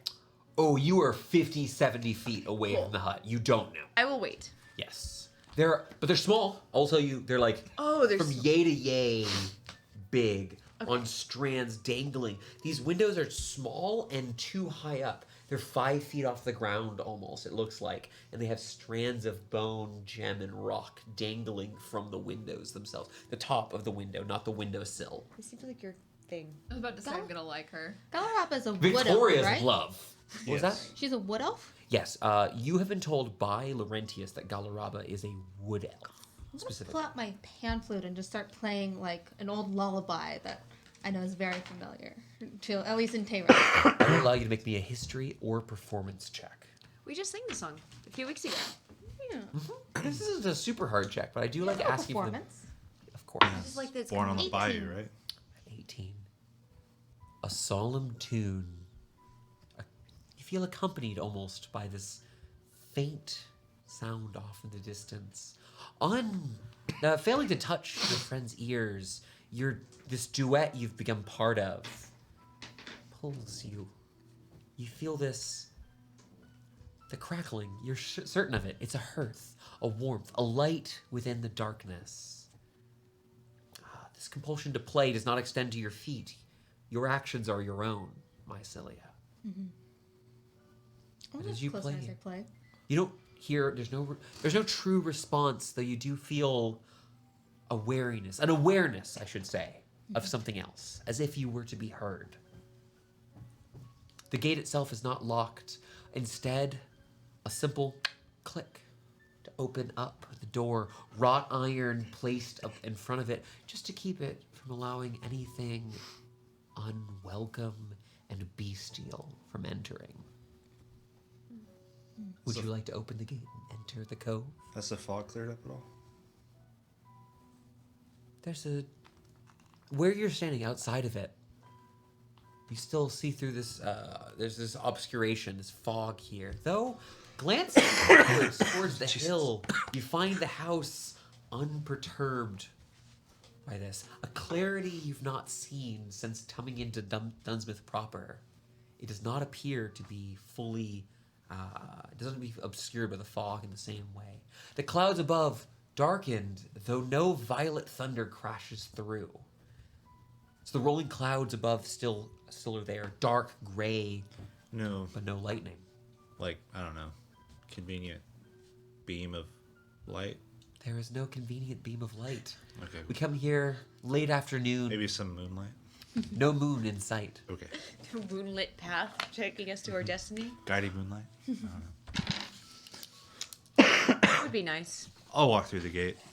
I'll follow. You open the gate. Behind you, the ethereal tune played slowly. A minor key brought about by a warm spot in the party. My. As you step past abandoned pastures of these herbs, you glance to the side. Something familiar. You hear a giggle of a woman's voice, almost forgotten, in your ear. You think about these baubles and trinkets you've obtained on your passages previously to this home, Laurentius. You think about the times you've been here as they fade as you make your way up the sharp stone steps. You think I'm misremembering? Yeah, would she? A stake, This before? a stake into the ground off to the far side. You see bits of this denim and linen ripped to the side, some sort of figure, a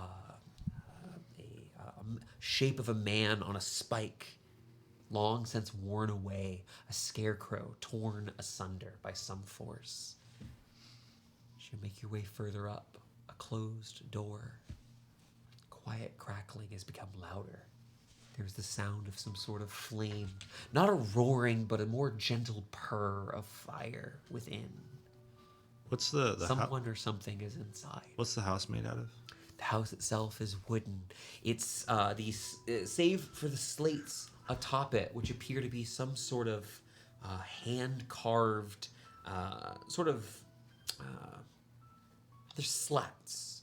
These curved slats at the top, which look to be made of perhaps a clay fired in a stove, or maybe a carved rock. Hard to make for sure, though. You can make like a stone cunning check, a history check, if that's what you prefer to do. Not that interested. Maybe instead of knocking, we should just call out a greeting. See if someone responds. I'll say. In Elvish. What was my normal greeting to Galaraba? Do I remember?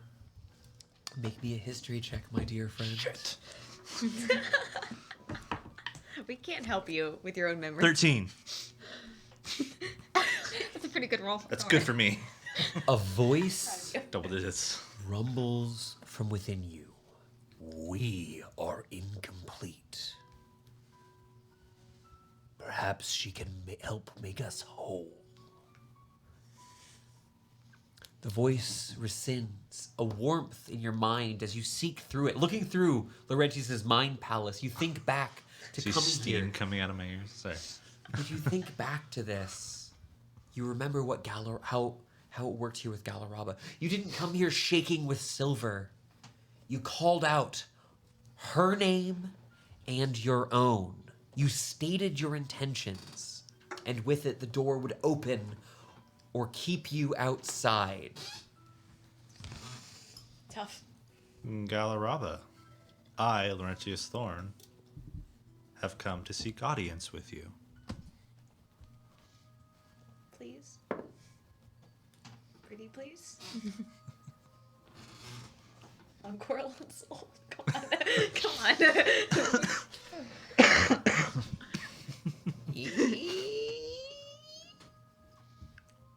The door, no sound of lock nor other protection as the door creaks open.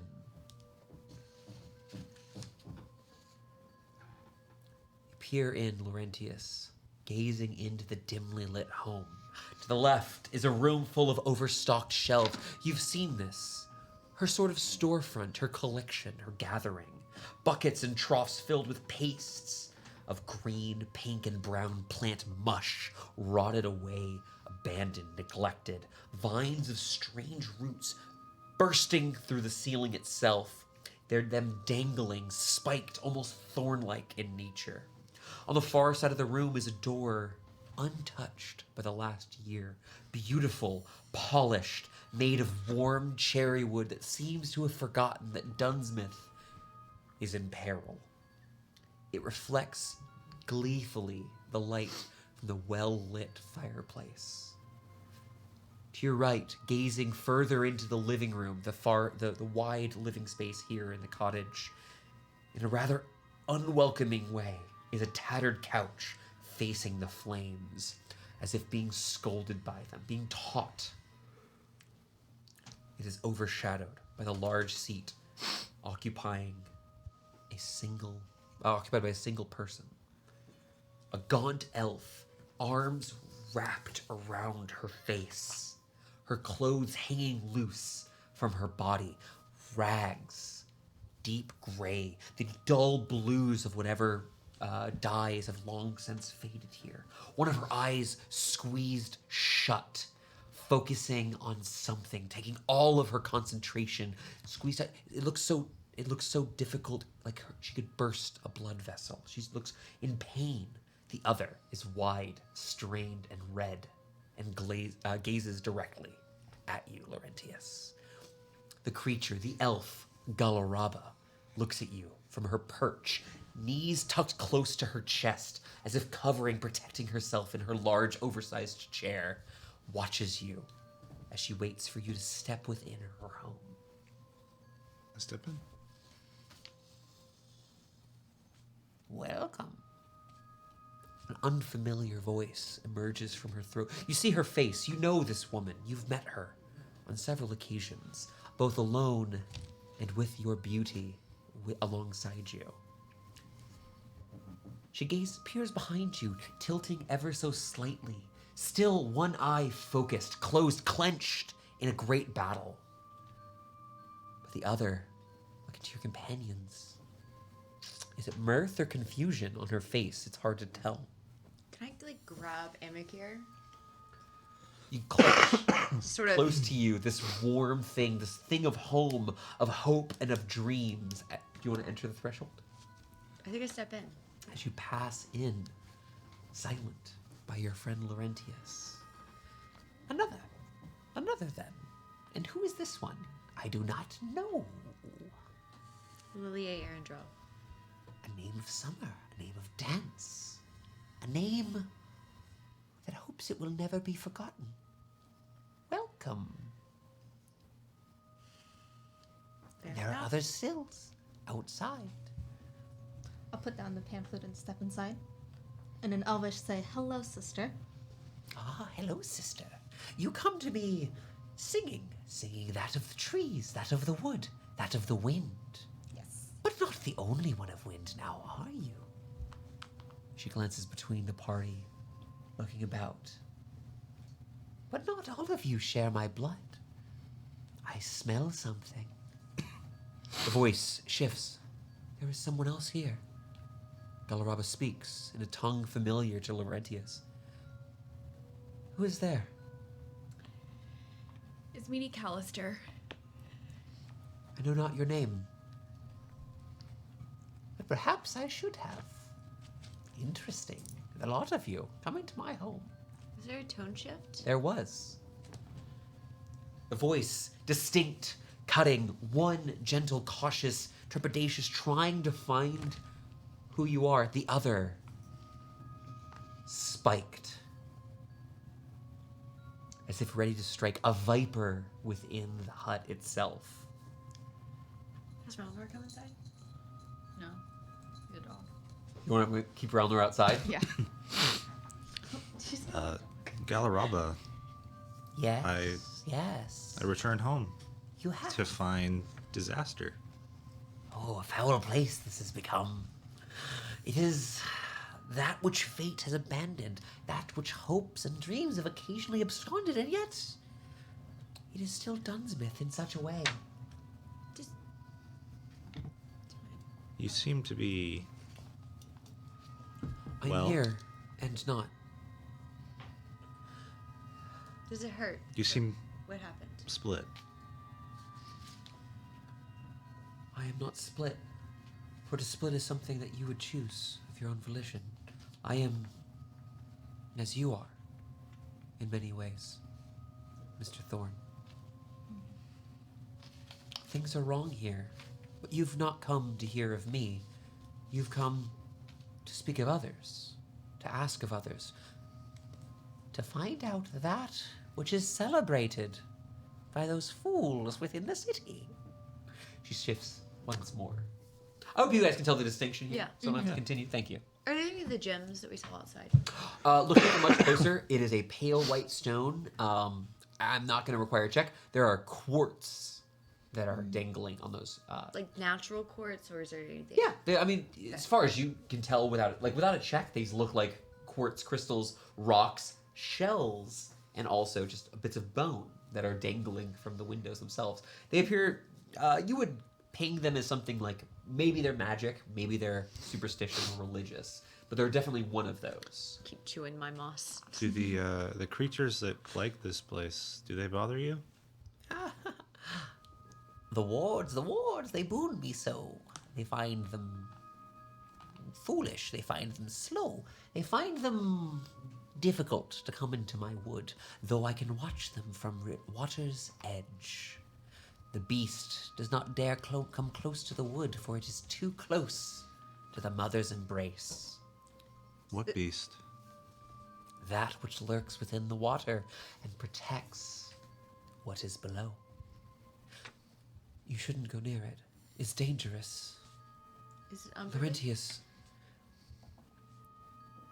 you're alive. Curious. I've known you once, twice, perhaps even 3 times you've come to these places. But not you all.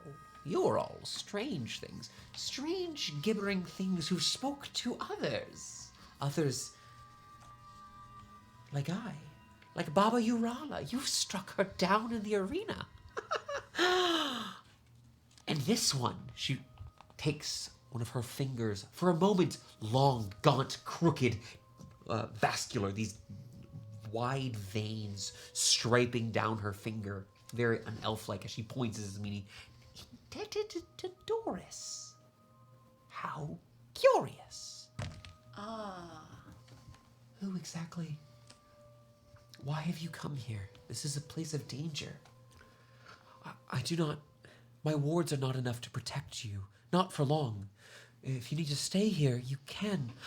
But soon you'll have to leave, or both of us shall be feasted upon. By what? By that which gobbles minds, devours souls, and has tricked those fools who follow. She comes back, finally, her tension releasing in one of her eyes here. They have been rebuffed. They have left. And for a time, we shall be left alone. Do you know why they keep coming back here? Which do you speak of? The cultists were asking about you. Oh, the celebrants are fools. They don't come here anymore.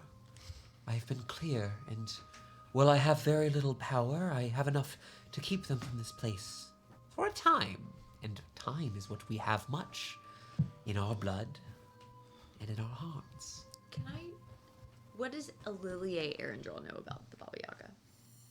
I need you to make me an Arcana check. Coco! Coco. Arcana? 24. 24 is one success. Yeah, I thought. You've heard tale of witches and the strange bonds they have with various powers. But one thing has rung true. Of a great witch, a powerful witch, an old witch.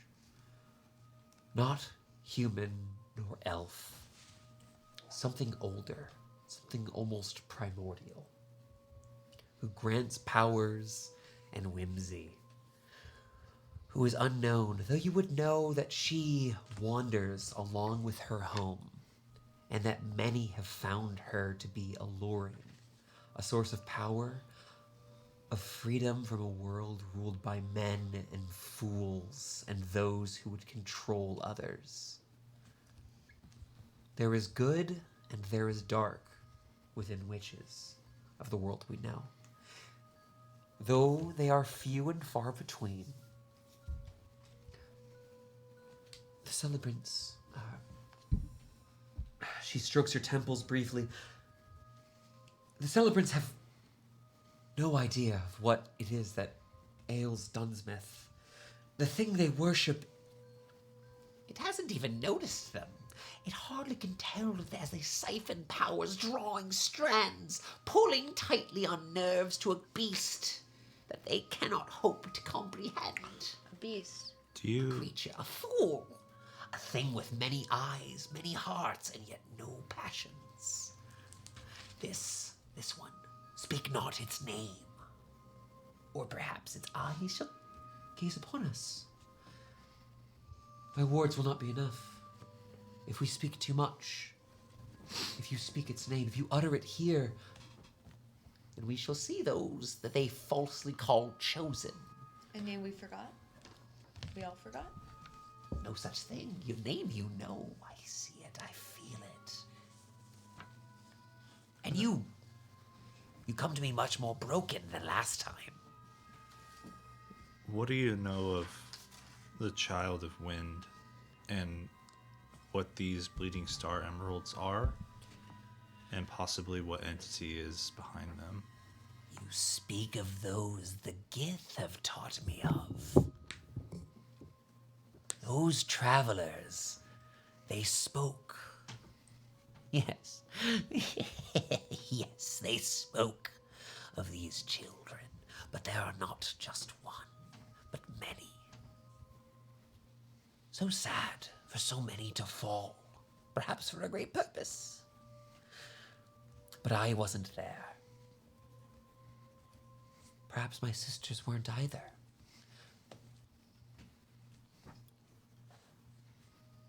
The gems, the clarity striking her. She reaches out. I'm assuming at this point we're standing a little further away from you. She reaches out a hand, soft, almost dimly lit here, even with the light itself. This existential light of the heart of an elf, reaching out. You know that you're in her nature, her home. Heart of whatever she is this cove. She reaches her hand out to you to grasp it. Do you take it? I take it. You are so broken. You've lost so much. It is unfair and unjust. A hand dealt by gods. I keep having this feeling of becoming whole again. Do you know what that means? Dunsmith and Thorn were both broken together. Dunsmith and Thorn both caused it. I caused this? No, you sweet boy. Though your heart was partially to blame. A terrible thing, isn't it? Oh, I wish I could have you, little Callister. No. Doris, she is far older than I. And the sea was never my place of being. The green light that day. The stars from lands far, far away. Can we find that in the heart of Dunsmith? In the crater? You could go to that with which corpses lie. Though, I fear your minds would not go with you, were you to travel through what tears are there. No, I think you'll need to find the power of someone much greater, should you wish to go where gems lie, vigilant, protecting, and waiting. They fall here on both the promises of her and him.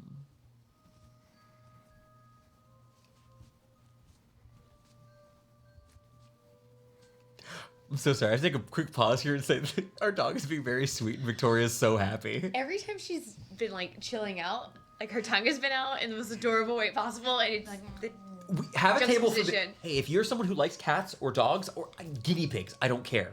If you have a table familiar, it will spark joy. Just so you know. Look at that little tongue.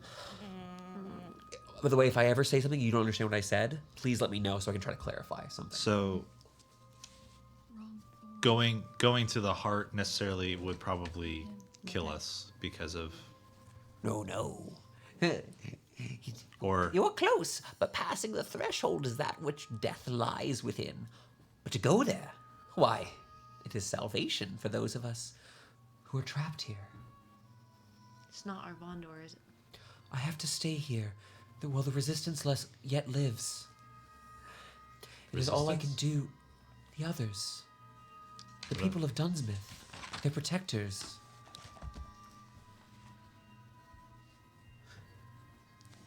The library. Harrison. Just across the river. You must... They don't have the power you have. I felt it. Whatever this is, I felt you all. So much laid bare, like a book torn asunder. And yet, I am no author. I have no stories to write, save for the one I have been penned within. You must help them. They know much of the celebrants, of the fools who've been going around. The creatures, the beasts, the ones my wards keep at bay. She tenses up, as if something was testing her once more. They are not servants of that creature, of that name we cannot speak. They feed upon the energy that resonates from the rift. They are just parasites for what it is the celebrants are trying to wake. And if they succeed, then the minds of all of else will be their feast, its feast. Whatever you are, whatever is broke, whatever shatters in the same cleavage as you, that has come to seal the rift. It isn't enough. No. The promise is broken. It is not enough. The far realm will peek through, and the lands past that shall remain untread by materials. Close the rift, and then come back to me. find salvation for the people of Dunsmond, find love, find heart and hope. But come back to me when I speak not, but silence in my death, and I can help you. It showed me a song that I don't want to hear again. But in its ledgers, in its margins, there was something. Can you do this? I'm sorry. I'm not right. She points to her head, a broken woman. I have something for you. And something you'll be quite familiar with, milady. Come. She rises, and as she stands, it is at this point, Thorn, you remember an oddity, the only oddity, perhaps, about Galraba. She stands, revealing, yes, gaunt, but tall. 5, 6, nearly 7 feet tall, stands this, I almost said orc, I'm so sorry, this elven woman. She glides upon the ground itself. She takes a left step, majestic and beautiful. Her right shunted forward as if teleported. As she moves through the room, drifting, this ethereal spirit, turning and facing creatures unseen as she walks towards the storage as you saw at the front. I have gifts for you if you come to protect our home. I will offer each of you one, unless you have something else for me. Drop for drop, heart for heart, soul for soul. But in this, aid for aid. She gestures over to these shelves filled with rotted mush. And it is now you see 3 troughs filled with this strange moss-like, this strange moss. Black, white, and the familiar green. Black chum to protect the mind, white chum for the body, and green, a ward against spirit, and that which peers beyond veils unseen. But you, Thorn, you did as I asked long ago. I'll give you moss and another present if you'll only entrust me with your... Well, if you'll trust me, briefly. Can you do this for me? It will hurt. I've felt pain before. I'll do it. I'll trust you. Pain for healing. That is what I can offer you. Nothing more, nothing less. With each of these, she goes to you. I'm going to start with the 3 of you first. Black chum for the mind, white chum for the body, green chum for spirits. You may take 1 dose worth. We'll talk about what it does later. And if we trade something, we get something extra? She didn't... In theory, yes, though you'd have to have something very specific if you have something in mind. She's not suggesting... Okay. But if you'd like to, you may. You're in control of yourself. Mycelia? I'll take black. To protect the mind. White. To protect the body. A trade. You see generosity, but find other virtues? What is it you have in mind, little child of heroes? An Imicare. So many flowers, living and dead, surround me, and you offer me this bit of warmth of summer. It's my 5th. I'm in the habit of leaving them behind. My tree is dead. My god is dead. Our god is dead. The nightmares are terrible. What do you ask for this boon? And what do I have to give you in return? More chum? A bit of flesh? Perhaps a finger rendered askew? A recommendation. She looks at you as if to say more. Which color would you recommend The creature. for me? The creatures. Creatures will peer into your minds and attempt to render them naught but blank flesh for the feasting. I would take a bit more black chum for yourself or for a man broken. He'll be making out a gunsmith. Don't you worry. Are you still holding the amicure in front of you?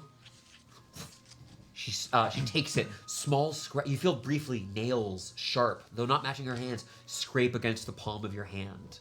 She takes it. Sweet dreams. Let's make some extra black chum. Okay. You'll have. She'll give you a total of 3 in the end. So you get 3 doses. Do you want 3 black? Is that what you want to do? I Or- want 2 black. You go ahead and write it. I know what these do. They're not. And I'm gonna give the extra black to. Thorn, are you taking Thorn. a black chum? Yes, Okay. She's literally recommended it for you. So. definitely taking the black gem. Do you trust me as you trusted others? As you I do. trusted her? Lady Callister, as you stood against a terrible man on a wall?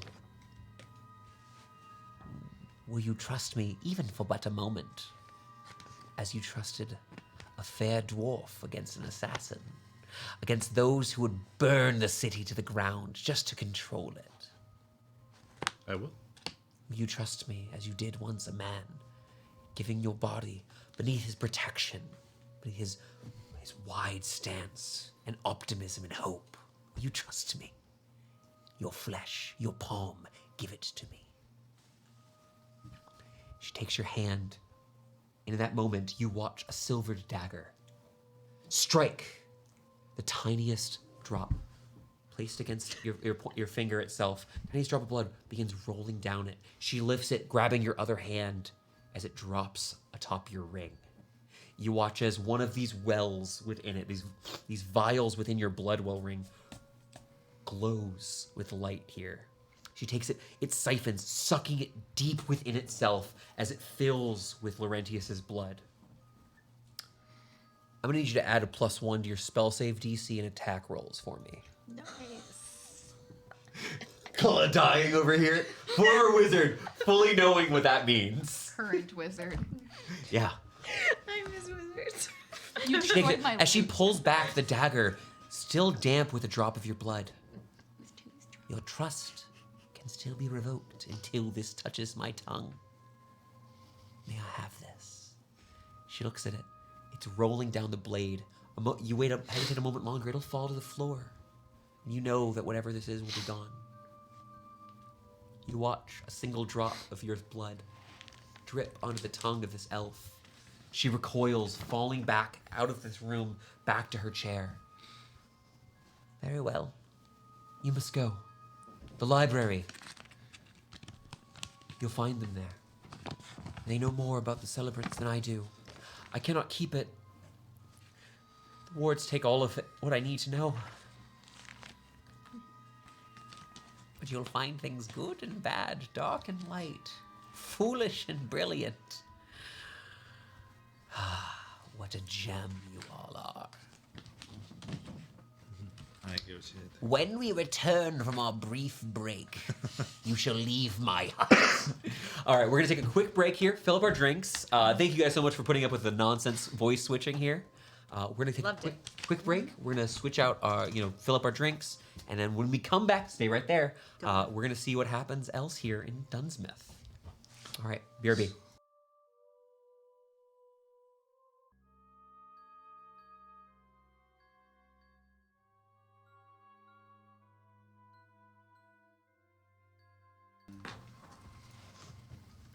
Welcome back, everyone. You stand within Galaraba's hut, her warnings issued. She gazes at each one of you, a bit curious, darting back and forth between her two forms. One, the quiet herbalist who for a long time helped the villagers of Dunsmith. The other, a strange creature brought about by magic or madness. Who's to say? take care in the city. There are those who wish to see the city thrive, those to see it fall, and those who are curious about what the portal holds. Yeah, we. Take great caution. You've met this one, then? Maybe. She's not a fan of me. I took something from her. Not that big a fan of her. She carried something.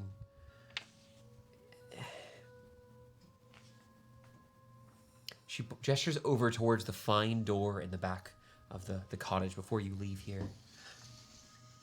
Do you know what daggers of Doralai are? No. It is a liquid when held in a vial, though when shattered it forms a gas that... You've met many of the dwarves of Dunsmith, and while they are hardy to most poisons, the dagger, it always strikes true. She carried it here, hoping to find some alternative, some way to bring it, some way to tear down the illithids who now creep within our city streets, hiding below, siphoning power from whatever this rift is.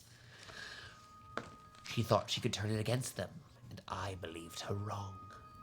A gross thing created by an evil elf. And now I have it. And I will keep it buried. As my heart does beat, it shall be locked away. She knows I have it. She knows she cannot enter the forest. She is not all good and not all bad. But in this, I am certain, all of me is certain, she may not have the daggers back. Again, the daggers, some sort of liquid that turns into a gas when exposed to air. Be wary of those who seek knowledge regardless of cost. And trust those who seek knowledge as long as it keeps that with which they love safe.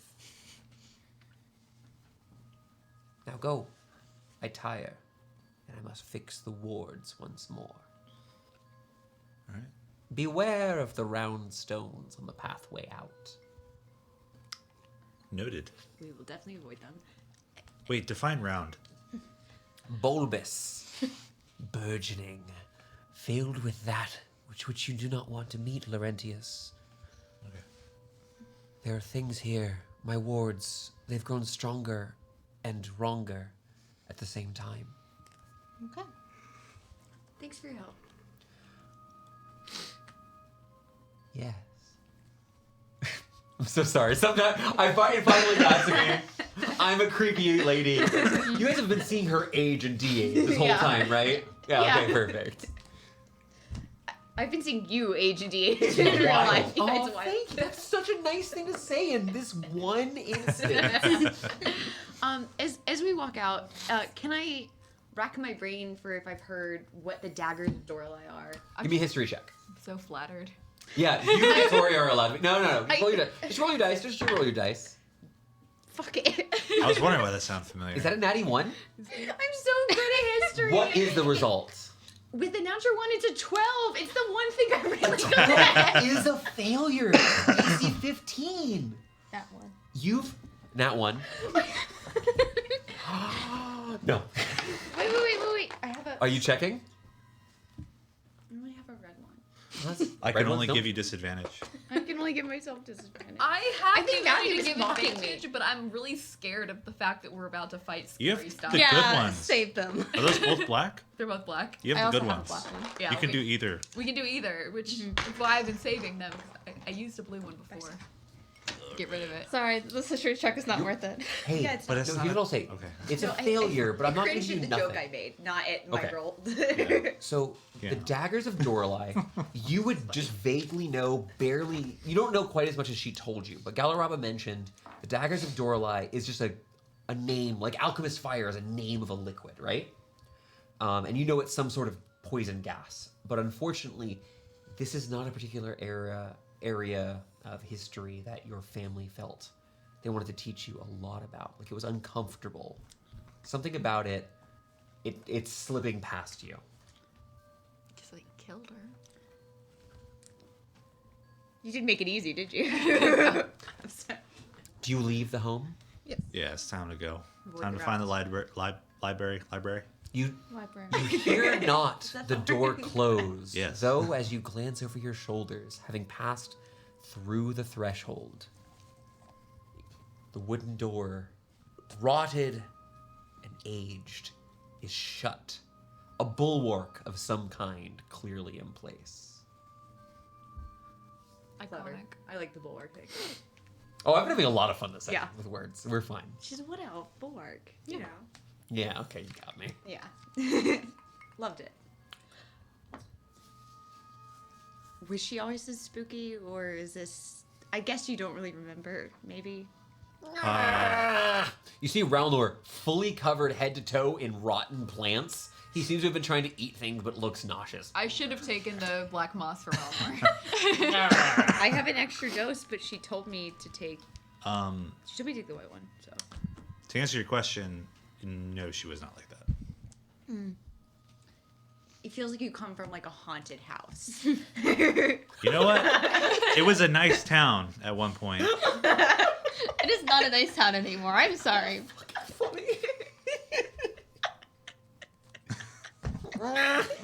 There's no people with you, so all I can do is make ground noises. That's the only thing I can do whenever We you just guys are talk to doing. each other. Yeah, we just. Let's head to the library. So, you know, it's many times when we discuss going to the library. We don't often actually go, so... Avoid the round stones. Avoid the round stones. Avoid the round stones. Rather walk in the grass.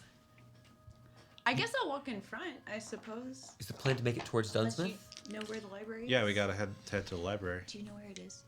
Yes. Yeah. It is just barely south of the Eastern Bridge. So it's barely.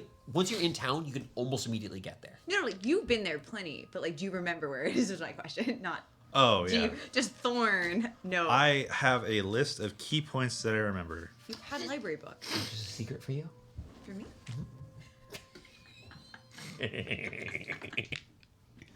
Ignore us. You all begin to make your You all begin to make your way out of the forest, heading west now to get to the east end of Dunsmith. Over your trip, you do try to follow the tracks back, the well-worn path you passed before. But you begin to notice some of these smooth stones on the walkway bulge over, rounded tops, the faintest buzzing ringing in your ears. You take time here, I'm assuming, to avoid them. Passing by. Can we move softly? You can move slowly and stealthily. I like that Are kind of- y'all cool with that, too? Sure. Cool. Passing slowly. It's late afternoon at this point. But as you pass by, you don't appear to have disturbed whatever it was. It's Meanie. You'd be familiar because I'm going to mention this because you specifically examined wards over in Eltz at that at the same place as the Owlbear. The wards that have been placed here, some sort of strange, similar magics are at work here, and you're able to avoid whatever's happening here.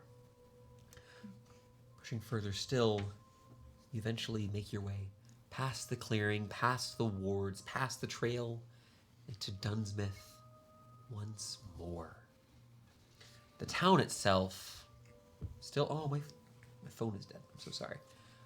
The town itself, this ruddy place, the fog, you've spent so long away from it, it's almost choking you a bit as you emerge into the town. Clearly now that you've experienced all of it, it's much worse here than it was in the forest.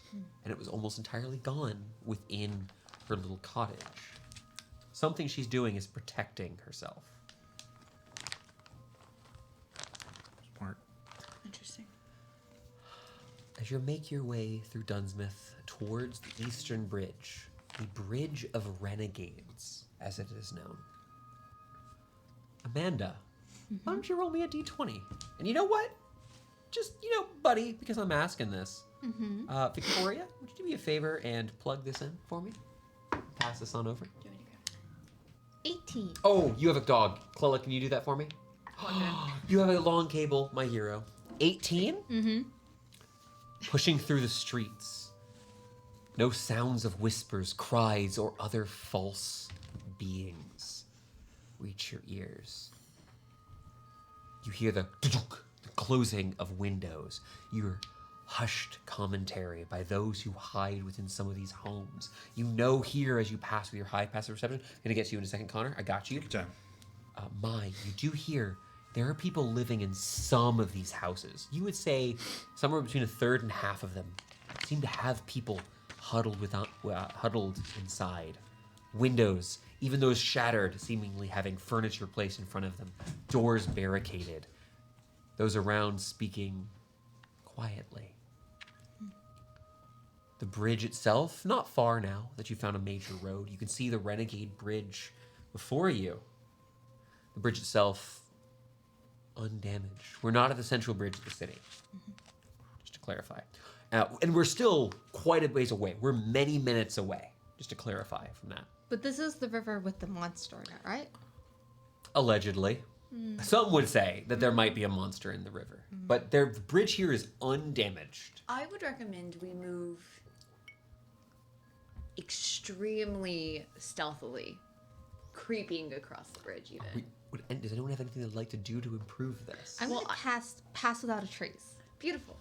That's a good one. I love having people who can cast spells around. I was like, I have invisibility. I was like, I'm actually really stealthy on my own, but I'm worried about the rest of you guys. I got advantage on stealth checks. Then, At least. yeah, you have advantage on stealth checks, and also all of you add a plus 10, as long as you stay close to mine. I would like to let all of you know this is an incredibly important skill check. I thought so. Can I give? Actually, wait. I might have the new highest. I'm gonna roll for Ralnor real quick because I happen to know his stats. Oh, Ralnor is Should I fine. roll for? Tell me everyone else's first because we have a system for how we do group checks. 26. 26 for Laurentius. Mine. 22. Okay. L. 32. Okay, come here. Come on. Yeah. 32. Yeah. It's a plus Is 15 Meanie, for I already plus rolled for elevation. Ralnor. Can you roll me a stealth check, adding 10 to it from Pass We Without won't Trace? count my natural one for round one. Nope. No, we won't. How did you roll when you weren't here? I just rolled. Because Just I heard rolled. I had to roll Sat it. down. Oh, She no, literally roll for sat you. down and rolled at the This same is time. we- Like so fast, it was insane. Right, I do appreciate it. 29. 29, perfect. In the town of Dunsmith, a group of 4 heroes and their dear lizard-like companion creep across the Renegade Bridge. How many mercenaries have passed through here? How many underground dealers have met? Black market trades made whispering across the bridge. How many have cried out as knives have found their back along the Renegade Bridge? What is it that slithers within the darkness? What is it beneath the bridge, beneath the water? Eyes upon you. Quiet. Focused. And yet unseen. Perhaps less unseen and simply unnoticed. Like you are but ants beneath a great gaze. As you pass over the Renegade Bridge. Pass without We just trace. saved 40 minutes, guys. Why? My question earlier. Yes, I'm so sorry. Connor, All that's good. my bad. What's up? No, no worries. it's an innocuous question. I was just curious how long the chum lasts. Would you like to... This is a I'm good assuming question. is Meanie would know or have an Meanie? idea, Can you but roll me an Arcana check with advantage? It's a assuming question the party that is grouping I, behind? Connor, would like to know. 28. Black and Wizard white shit. of this. It's called black and white chum, but it is tri-chum. It's a form of moss. Different variants do different things. What was that? 28. 28. 28. What I can tell you is this: the black and white variants have the following effects for 1 minute. It can be applied as a bonus action, much like many of the potions in our setting. The black chum protects the mind, granting advantage on skill and ability checks using int wisdom and charisma. White chum does the same for strength, dexterity, and constitution. What you hold is several hundred gold worth of chum. Try chum. Skilled ability, not saves. No, saves. I'm sorry. If I said skill and ability, I misspoke. My apologies. That is checks and saving throws, not attack rolls. Checks and saves. Yes, and it's your physical stats and your mental stats. Like a ring of protection. Similar to a ring of protection, yes. In My fact, safety stuff. specifically, these are reagents used in making rings of protection. That's very fun that you suggested that. This is what causes that. For ring of protections, +3. This is one of the ingredients. Yeah. But you pass. Huh? Yeah. Okay.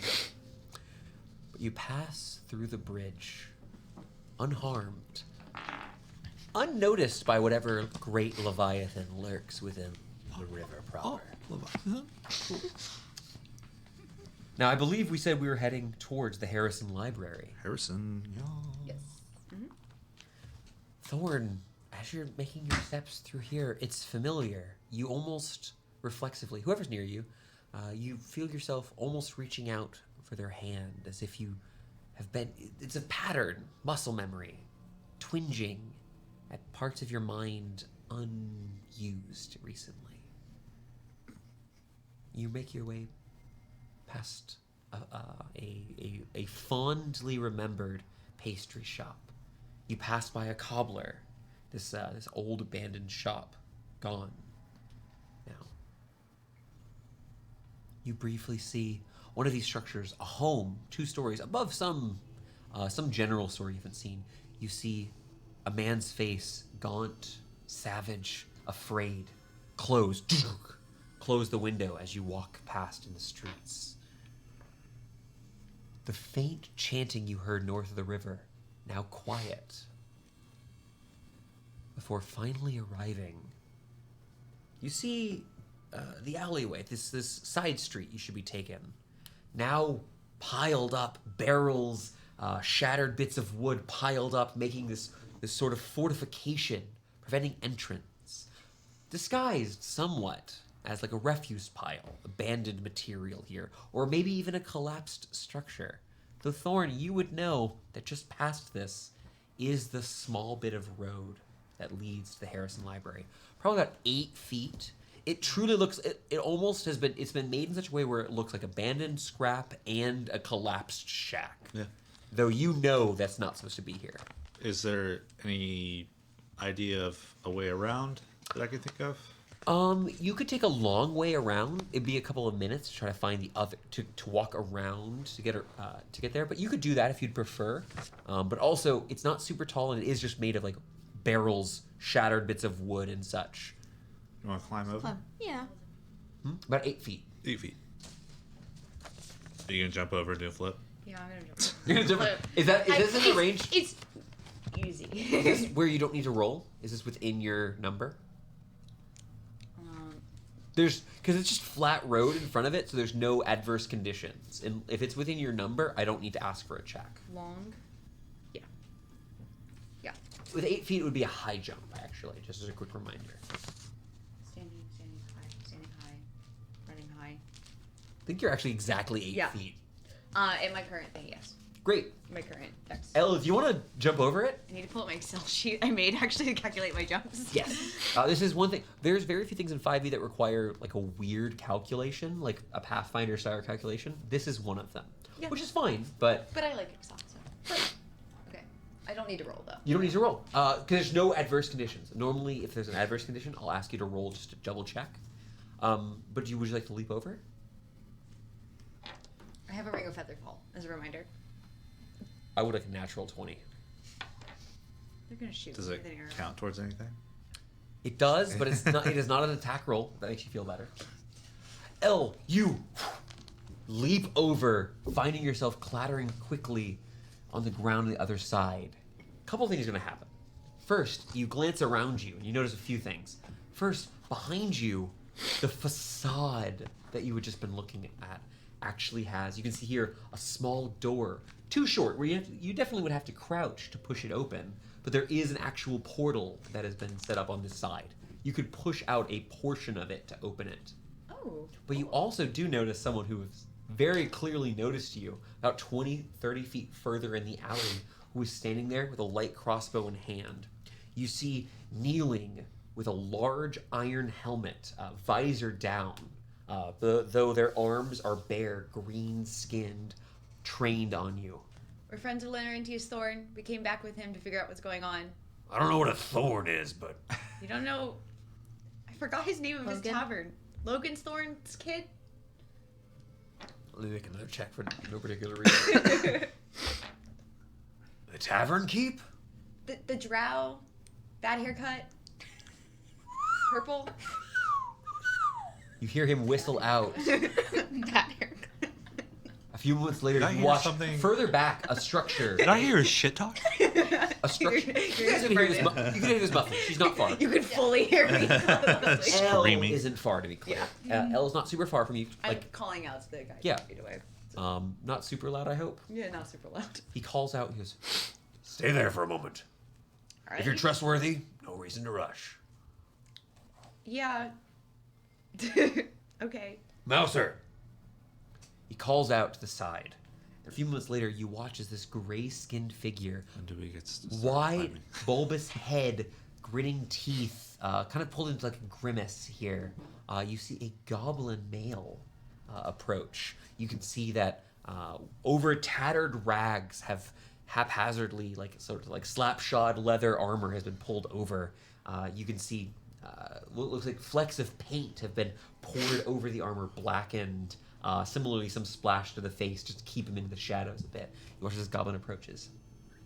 hey, Is that the resistance uniform you got going? This goblin, Mouser, squints at you. why do you come here? You're not in a robe. Yeah, so say every climb. We're Are you climbing are you guys climbing over? I don't Yeah. know. Hold on. I say, Yeah, hold you guys on. can hear, I say you can hear loudly. Ella, wow. L just fine. L's Hey. like 10 feet. There's only like, guys, you're just on the other side of basically a fence, effectively. It's a few feet wide, but you What's going on? Shh. I came. My friend is from here, and we came back to help because it seems like something is really bad is happening here. And we were told that resistance is posted up at the library. Who's your friend? Laurentius Thorn, Logan Thorn's son. He worked at the bar, pours a good drink. How's a bad haircut? I'm over. You watch as he takes his hand, Mouser. Now that I know you can hear me. Mouser, this little goblin, puts his hand on the crossbow, pushes it down. Come on, Titus, give him a moment. You know Thorn? Of course. Yeah. Can I open the door? He takes a or are few you gonna- steps he takes a few steps up. You watch as he pulls an iron key from around his neck. Okay. And unlocks this and pushes. You guys all can see on the other side as one of the barrels pushes forward as it shifts against the ground. You see as a vaguely familiar goblin pokes his head out. Mouser. Thorn? Mouser? Get in here, all of you. Come on, quickly. We'll talk more inside. No wonder you like ballsack. Actually, His name That's was totally Balls. It's Ack. balls. Actually, it's Balls. Ack. So it's different. Let's be I'm distinct. sorry. This are is you, a person Are you insulting that his meaning they're for her talking about. in-character accent? I don't actually like. I don't actually like ball sack. Chat. Just Thorn. I'm sorry. You're allowed to giggle. This is permitted. Yeah. But this, as you are we all coming out in? Yeah. Yeah. As you do, the door closes behind. You see, Laurentius, for a moment, when the door is open, Mouser seems very nervous. Closes it, locks it. Oh, tension is back. Looks at you. Pokes you in the stomach. You're still a chubby human. Mostly. Come here. You watch as this little goblin man reaches out for a hug. His nailed fingers clasping on your back, pulls you into. Oh, No picking up. Chubby human, hey? You drop him. You drop him back down on the ground. I'm assuming. Yeah. Human. Yeah. I mean, compared to me. Yeah, that's true. Partially. Yeah. Well, fair enough. Interesting. It's That's not the part split you- hairs over genealogy. People don't usually point out the human part of half anything. No. It's the assumption. That's true. Well, you're not pretentious enough to be too elfy to me. What's wrong with being elfy? Yeah, Hey, what's wrong with being elfy? Yeah. I mean, be honest. There are some pretentious elves out there. Fair. That is true. Just be good and Anyways. and everything. Thorn, you vouch for these three? Yeah. All right. This one 4. might come off a little. That's a natural 19.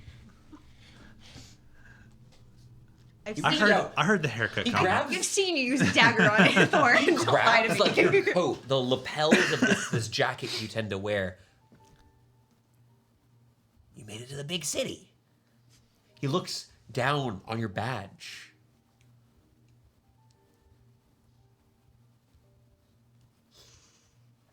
Everyone's gonna be so excited to see you, buddy. You said Everyone's gonna be so excited to see you. everyone. Are they waiting for me? After what happened, I thought you were... Well, come on. Let's have the boss explain everything.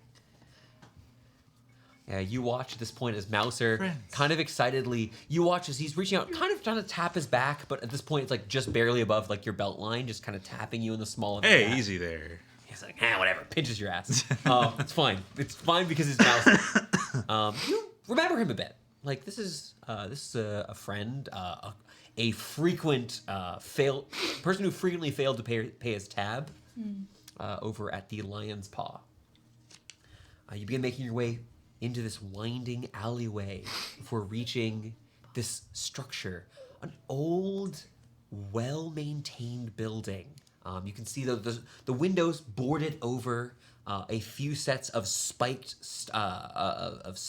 barricades have been set up nearby, and several dangling clusters of herbs or strange plant-like material dangle from nearby structures. Again, this is all the walkway up is built into an alley nestled between two abandoned structures, so it's covered in these small wards and barricades here.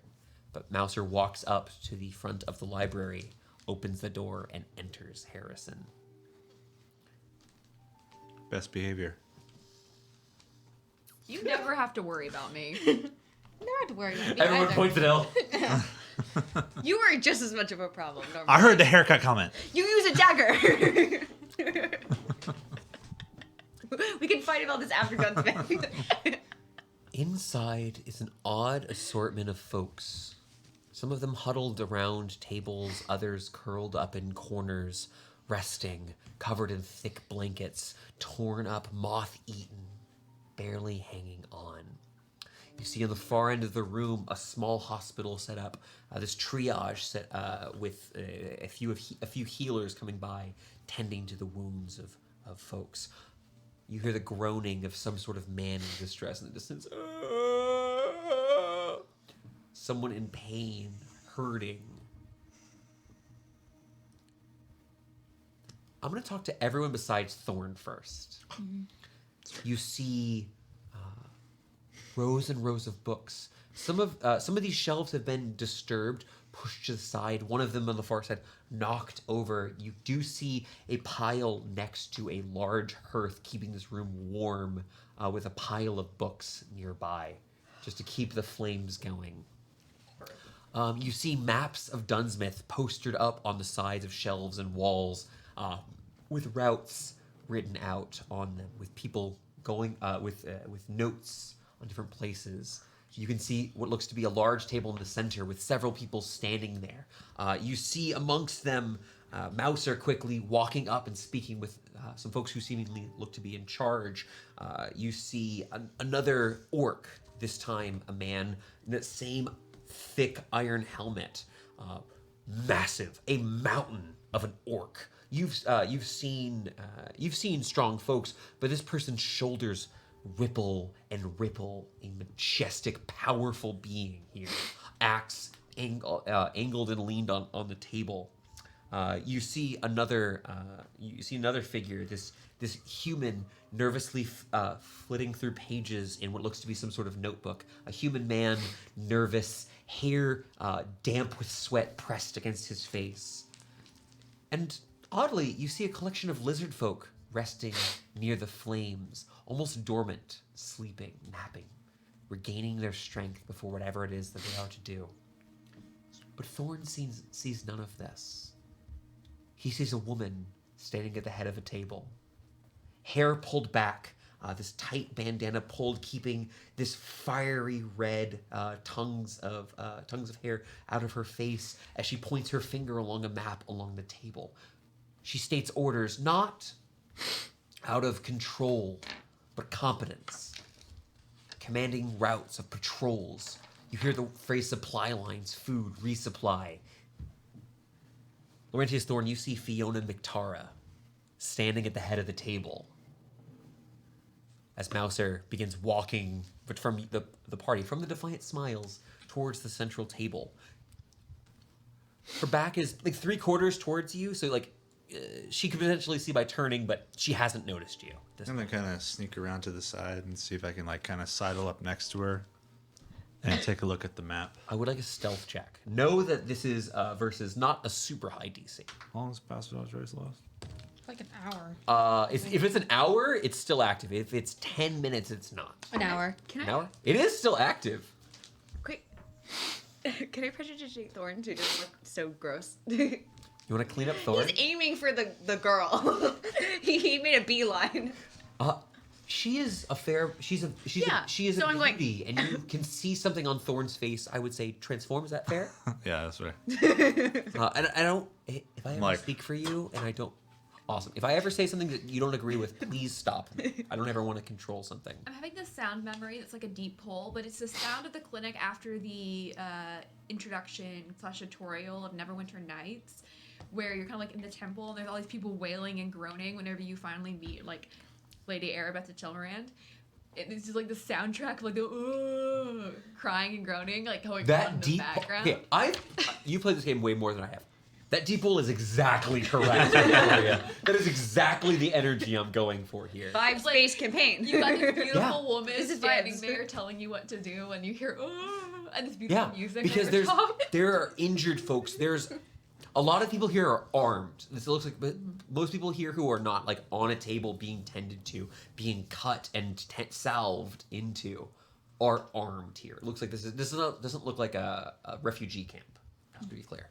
You're right. I'll leave a little smudge of dirt on Thorn's face so he's not too. Can you give me an Arcana check with advantage real quick, just to see how like dirty war hero you can leave him? Because this is really clever. You shoot your shot. 23. 23. Thorn, you barely feel these magics rippling against you. For a moment, the feelers of this emerald-born power you have within you, you feel despair. You feel pain. You feel every emotion but hope within this room. As you step a bit closer to the table, you want to make that stealth check for me? I already did. What was it? 26. You sidle up next to her as she continues. The people on Farron Street will need a resupply. Speak with the granary, and they should be able to find them what they can. We can send out our scouts if we need to. God's above. She continues. The celebrants have reclaimed 9th through 14th on the north side. All we shall need to do... My father does not appear to have noticed any of our sentries here or here. She gestures further to the map here. We should be able, in 2 days' time, we should be able to intercept what they have moving through the area. Do you want me to continue talking, or are you? What's going on here? She turns aside, kind of continuing. This is unfortunately where we've got our scouts out there at the moment. There have been reports of something being sighted there, one of Taylor's schemes, no doubt. There must be some...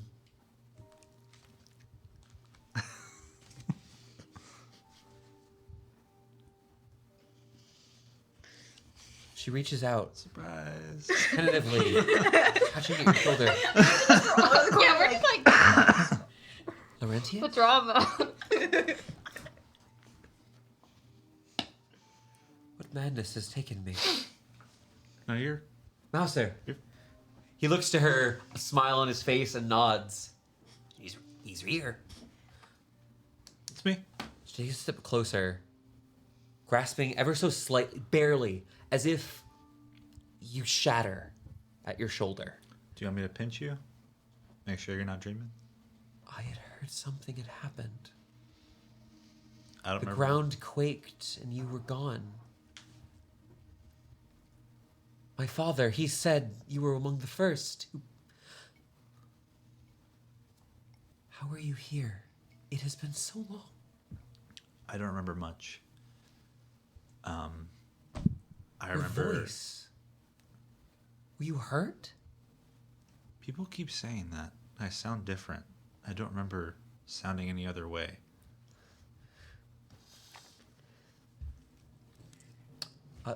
Connor, you get to choose to stop anything that's going on. You could sound like 1,000 bellows. I don't care. She's going to reach to embrace you. You all watch from afar this room as this woman takes Thorn into her arms and just kisses him deeply. This Lifts me up. yeah, We're all like, I mean, Dirty okay. Dancing style. I pull out a notepad and I start scoring. I'm gonna start. I make an update in No. Mr. Book appropriately. But she Time of your life takes- starts playing. there is this overwhelming warmth throughout you. She kisses you, and memories are just flooding through you. You've been in her arms, and she yours for so long. Everything was so wrong, and then it was worse, and then you were gone. She pulls back, her cheeks flush. How are you here? How could... So much has happened. Tell me. What needs to be done? I'm here to help. Were you gone? Away from the city? Yeah. Why did you return? I can't guarantee your safety here.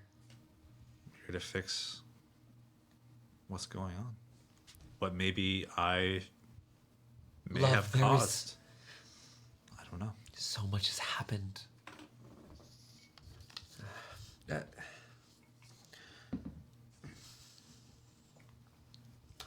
Arthur, she turns to the man, referring to his notes here at the table, the man looking at the small book.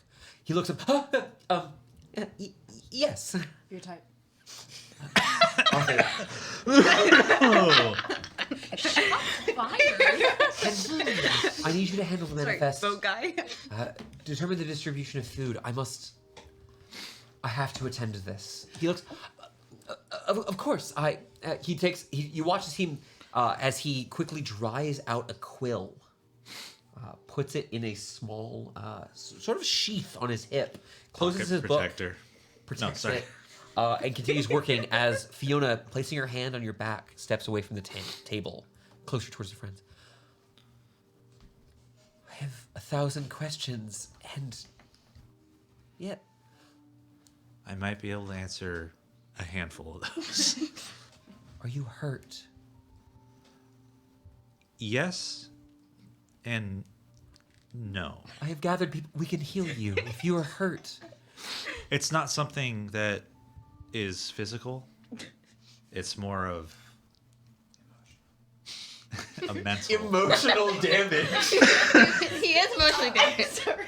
You are alive because of boat guy.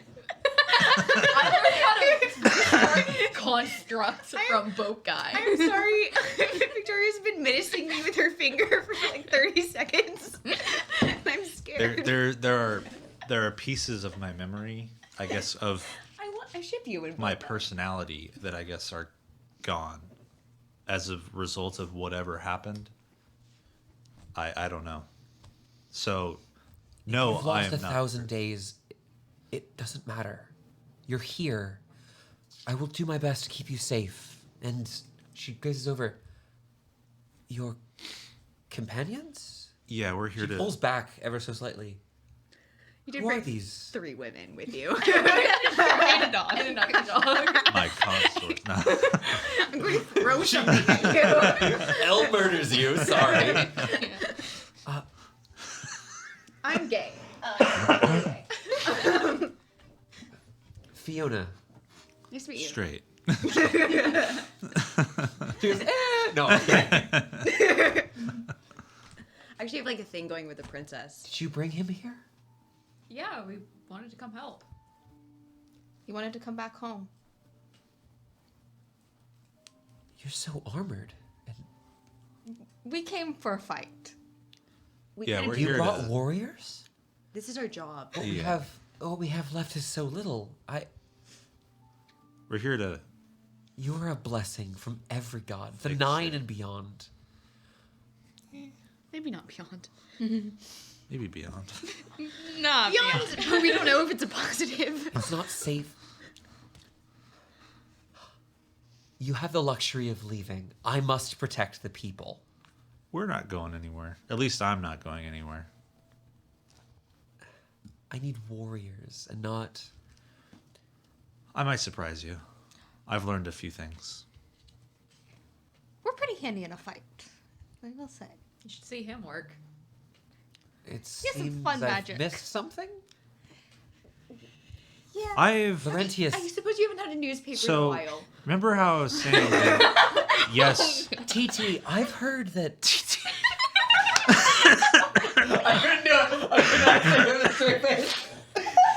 Four out of 10. We're all going. she meant LT, okay? I had been told that something had happened in the central square.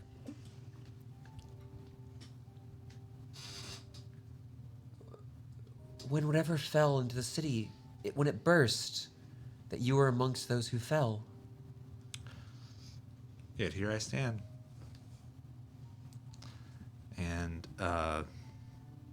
I've gained abilities that even I can't comprehend.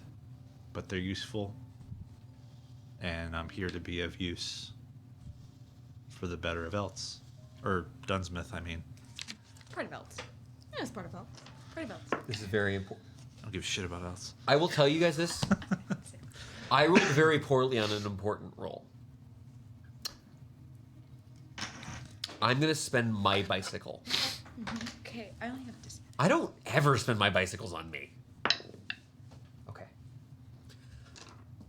I do not have the luxury of protecting you if you say you wish to here to fight. That you are here to fight. I only have thanks. Why don't you see us in action? Have you met them? What needs The attention? celebrants? Yeah. My father. He is among them. Benefactor or leader, I don't know, but Brother Ryan is dead. good. Ooh, I was really scared her dad was going to be named Ryan. It's definitely My not. father is Varys McTara, and he's been spotted amongst many of them. May Asmodeus trample upon whatever is left of Brother Ryan.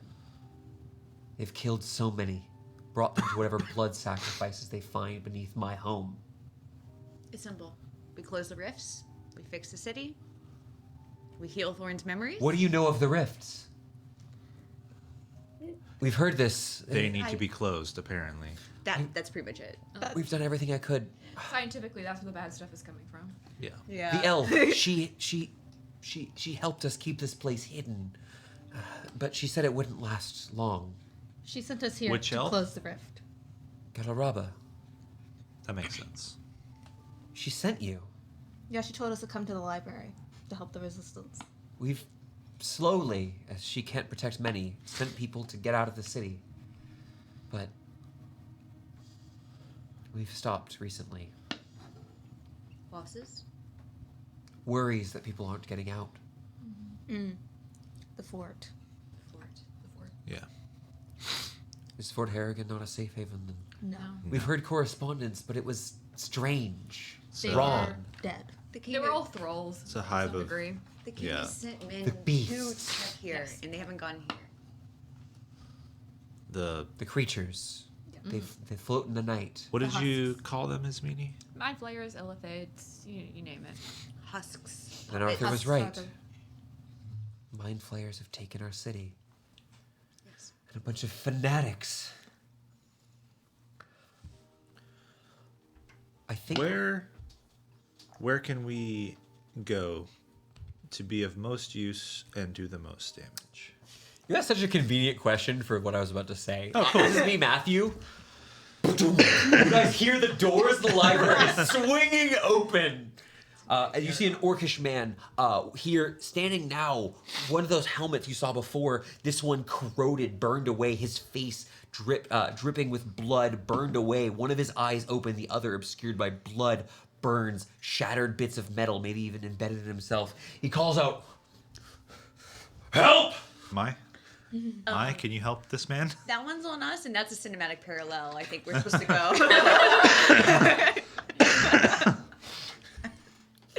I'm sorry. Was the whole what elf thing? I'm sorry. Melted I do have to face. mention that there's an accidental copy paste in my notes of Tavrith from a different thing. I was like, whoa! Please don't have Tavrith come Tavrith in. appears. If doors had opened in Everything, I'd been like, you Guess can you just lose. You can just kill us, Matthew. You Hi, can just tell us when Distals. Is Distals here? Distals Oh is my here. gosh! What up? We have some lurking from Oh my gosh! We had a fan. Did you guys? So I know Victoria and I were watching their sort of like Christmas like discussion, and like the first time I don't know. actually Really doing anymore. Distals DMing. Fantastic. I don't know if you're seeing this, but great job, buddy. 2 thumbs up. 2 thumbs up. Actually, wait, 10 thumbs up. I can get my buddies for this. We're collective. Yeah. Yes. 5 times 2. The tracks. As the orc pushes forward, calling out, crying for help here. There's been an attack! Fiona! He calls out, looking through, his eye glazed over, the other one obscured by blood, injured here. What? No, I'm just enjoying it. Oh. I'm sorry. As he steps through, staggering, you watch as him wobbling. Like, it doesn't, you don't see major injuries other for whatever happened to the side of his head here. You can see his hair matted, black-green hair pushed down on his head, covered by this deep crimson blood as he steps through the gateway, staggering. One of the traps set up by that witch. There's something in it. It attacked. He calms as he's like trying to breathe. Fiona departing from Thorn at this point, stepping closer to him. Some of the healers coming by closely, their salves in hand, doing their best as they try to push him to the ground, get him to lay down where he stands, not bothering to bring him behind. Now, Mai, you'd see these are very low-level sorts of things. You can see them applying this thick black paste of charcoal bone and these various herbs to kind of cover the wound, stem the bleeding. They're trying to stabilize him. This man is functionally sitting on like 0 HP, 1 HP, teetering on the brink as they go through trying to stabilize him. I was a beast. It was contained until it wasn't, and it was locked again. He looks over, wide-eyed, furious. You watch as he reaches out, strikes one of the healers in fear. As she reels back, she's taking a few steps. The other healer, this sort of scrawny sort of man, is holding down this orcish. Yes. Can I detect thoughts and see if I can figure out where this is happening? What he's talking about? Yeah, of course. It doesn't seem like he'd be reasonable I make to a talk wisdom to. save if you're trying to get deeper thoughts. Is that correct? Correct, yeah. Okay. I'm not even gonna have to roll again. That's a natural 4 for me. I don't have like a plus 14. So I want all of the information. as you're peering in here, this person, it's less words or the memories in the moment. These moments are so frantic. But as he's talking, you're seeing this in your mind. You see a delicate corner, a flush upon your face here as you think of the soft, silky things you've purchased from the shop nearby. You think of this beautiful lane, jewelry, all sorts of lacy things you do not speak of in polite company. You think of this fine row of Dunsmith, and in the center you watch as these these concentric circles of crimson red. Blood dripped from what creature? You're not sure. Inside of it, you see a creature, tall, gaunt. It's violet skinned, turned almost lilac and pale. An illithid bound in a circle. You see a half-dozen dead folks around it, killed by whatever has been trapped within this. Trapped, but very dangerous, is this creature. You watch as the tentacles on its face warble and wibble. You watch as they pull out, stretching so far they might rip, reaching out, engulfing the head of someone nearby, which crunches with a sickly sound as the blood pooling siphoned into the tentacles themselves. Can I have my phone back, by the way, Victoria? So do I know this location that it's You at? do. You've been there to buy lacy things, possibly for folks who are nearby. I'll say, I know where it's at. Are you guys ready? 1 second, and I want to reach out and lay a hand on him and cast Cure Wounds. As you reach your hand out to this warrior, this orcish warrior, you want to heal him? Yep. For 12 points of healing. There is tension. You've seen people in moments of panic. Oh, Coco is having a little dream. Our dog is chirping right now. I will just tell you this. You've touched people who are injured, and normally they jolt much more. Mm-hmm. This person has seen combat in some way. Is somehow trained. Mm-hmm. As you begin healing and the wounds sealing. The eye itself, obscured still here, injured in some way. But the blood itself actually begins to recede, cast away this released blood as the wound begins to heal and you keep him safe. It looks like something has bitten his skull but failed to find purchase, failed to find a spot that would siphon his intellect. Keep your distance. Well, we're gonna have to figure out to kill one illithid to kill all of them. I know a way to kill one. I don't know a way to kill all. Say more. While we run. Yeah, while we run. Yeah, running. Let's call this practice. I'll before, like, as we're heading out, I'm gonna tell Fiona like where it's at and say we'll be there and head out. Does Fiona have a weapon? Fiona is not armed in this room. That is one thing I will let you know. She is still wearing. At this point, she is wearing pants and in a very simple sort of shirt with like a leather. I don't want to say gambeson. It's this small level leather coat has been pulled over her. It's protection, but not really a warrior's garb. It doesn't look like she's a fighter. She didn't learn how to fight. Maybe last year. just in case. You would actually, gazing upon her, she has a dagger, but she's not armed with a long sword and a radiant Makes me enchanted nervous. blade. I feel like she's gonna die. I'll say, wish me luck. Ta-ta. Do you wait for a response? I'm already out the door. You can feel the wisdom of what your choice here. Your friends seeing her arm reached out, words on her lips to call, to forbid this. The rest of the Defiant Smiles charging out as well. Yeah. We're kind of The Defiant Smiles, huh? We're inherently defiant. So You are! you're like, she forbids this. Okay. And The words are silent on her lips, balancing the life of her love and that of those this is actively currently harming.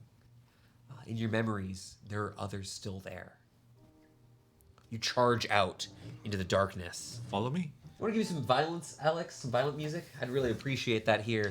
As you begin bursting through, charging forward, you watch as Titus, the sentry from before, looks to you, charges forward, unlocks the door as you sprint on past. He's confused, but he gets the gist that you're going for something. Your feet hitting the cobblestone steps of the street. The clapping of your the sound of the metal boots, the various leather boots you have striking against the cobblestone is matched only by the sounds of you striking against the pools of blood that orc Muldroff brought with him. You sprint down the road, making your way further. I don't need survival checks. Thorn, you know where you're going. You make your way further. You're not going to the river, by the way. There's no river danger here. What was that? Nighttime? It is. The sun is setting. Great. So it's Goggles it's on. getting their portions of darkness. Very clever. I was gonna mess with you with that. Yep. As you make your way further and further into the city, getting close to the river, but not in direct line of sight. So you're still like 2-3 streets away from the river itself. I need everyone to roll for initiative as we round the corner here. This is full of words. Actually, 22. Thank you, Clella. These are I know you're doing 2 already. Oh, it's okay. Oh, well, Roundlord and I got the same initiative. oof. Nice. I know what spell I'm casting. You've never seen me. I've never cast it before. Okay. You've never seen me Fun. cast this either. Thorn. 15. You beat me. Yes. My? 10. You did not beat me. At least it's a double digit. I'm proud of you, Amanda. Good job. That is good. Victoria, what does Mimi roll? 14. What is your dexterity modifier? 2. Roundlord also got a 14 to 1.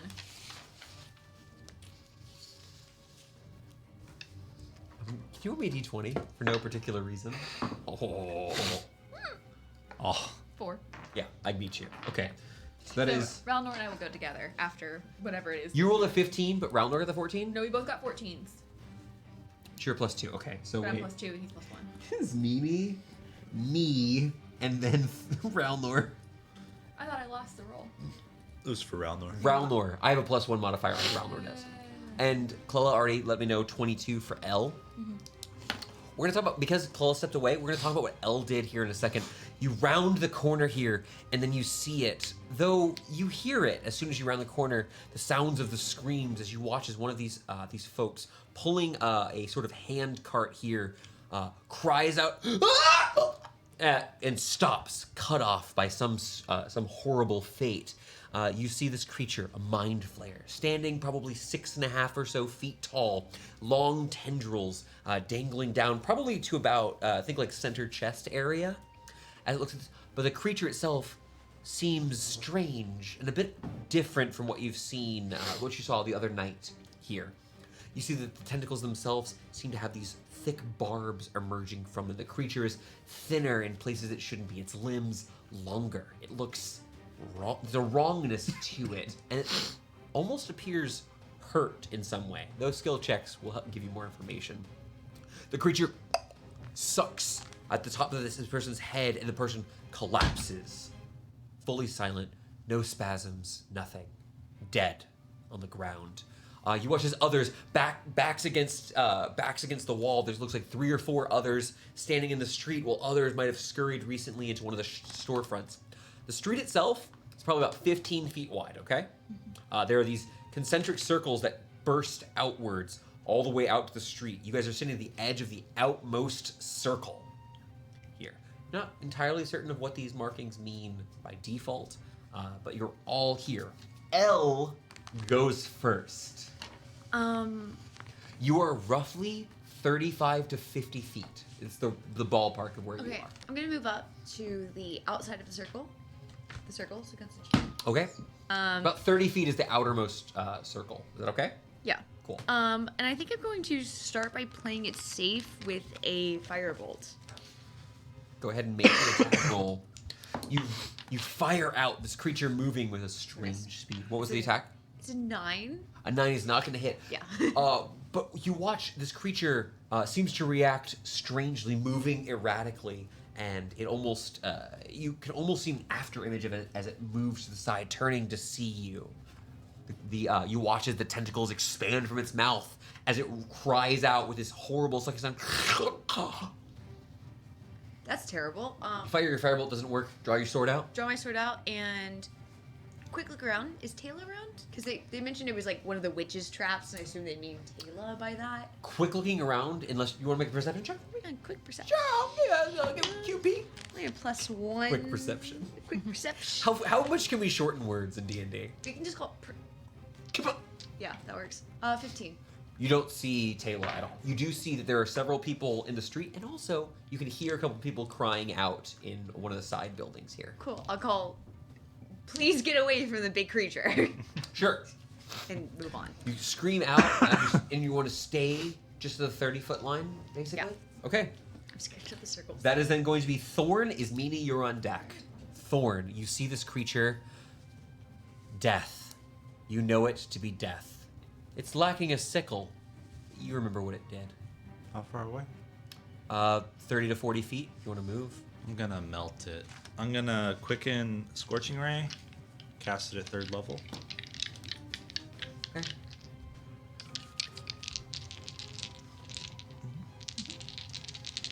You're gonna all scorching ray the creature. Give me the vibes. The lowest is a 22 to hit. Those will all hit. If I'm being honest, those all do in fact hit. 2. The creature seeing this, you watch as it bends down, siphons something from this corpse, tosses it to the side, and begins sauntering over towards you. Scorching Ray damage. 10, another 10. 20. 30. 32 points of fire damage. 32 points of fire damage. That all looks effective as you strike against it. It looks like it's moving incredibly rapidly. It looks a little strange to you, the way it moves and the way that it's also thin. But you strike against it, it cries out. And it's still your turn. Action Eldritch Blast. Yeah, that's fine. Good turn for Hex. 21 What was that? is the Good turn for lowest. Hex. What was that? 21 is the lowest. Both of those are going to hit. Okay. Like 36 each. You see the creature, as you strike it with flames, you actually see it burns away some of the outer cloak it wears. It has this tall sort of cape, and you can see the shining metal of some sort of armor on its chest, a breastplate built form-fitting to it, though it's wider than the rest of its torso, its body here. Metal. Yes. 16 points of force damage. 16 points of so much damage. Metal. 48. Yeah. That is going to be Ismini Callister's turn. Is it floating and slash or flying? It is currently on the ground. It is. You can't see it. It doesn't have feet that you can see. The drapery from it touches the ground, so you're not entirely certain. But if it is flying, it couldn't be flying more than a foot off the ground. Can I try to determine if it's actually like a creature? You mean if it can fly or if it is flying? If What it do can you fly. Make an Arcana check. I know the DC for this. That's not a problem. We saw illithids floating. You did see that some illithids can fly, but can all of them? 26. Illithids have a natural ability to levitate. I cast Earthbind. Make me a strength saving throw. You. God, I don't like Told you that. you've never seen me cast this. It's a good spell. 19. Nope. Are you giving me disadvantage? Yeah, I love Earthbind. Connor just gave me his. Connor, you're taking this. You can. Why? I have he's got two. others. That is I don't a 7. Great, that fails. Save it. You Better do descend a fade or safely at a one. speed of I 60 feet that was per the round. bit from earlier. What else happened? Does anything else happen? Your fly speed is set to 0, and if you are flying, you descend at a rate of 60 feet per round. Well, I wasn't flying, but now I can't fly. That's entirely the intent. And then I stand next to Ralnor. You're gonna dissect this thing, huh? Oh yeah. Yeah. What's left of it? No one toast the corpse so that Ismini can't do her fun dissection on the library table later. I'm going to murder it into going a to- bloody pulp. Ismini, how far away would you This like is to be? the one Are you like right monster at the edge like everyone else, or that are you further Thorn- away? I'm Does further not away. condone. I'm 50 feet away. Okay. I could do that from 300 feet away. I'm 60 feet away. I'm not anywhere close. Earthbind's a good spell. I am nowhere near this thing. That was the one spell I refused to learn as a Kevin. Elilie. It is my turn. Let's dance. I got my sword out. It's gotta walk. It begins to cast a spell. Oh, Counter spell. You are too far away from me. 60 feet. I'm going to move away from you. Oh. For this very, very specific Ding reason. dong. You were not fighting a beast here. Hey. You were fighting a very I intelligent. am. Wait, I can be useful. You can try. I will counter spell. I can do this. I need you to make me a check.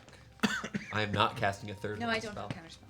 I didn't put it on my sheet. I forgot that to add it from when I learned it from. Am I close enough Did for you counter prepare it? spell, or am I too far? You away? are. You said you were at the border. You have the ability No. to use that. I didn't counterspell. prepare it because it's on my sheet. So Okay. Thorn, do you want to try? Counterspell. Make me a charisma check.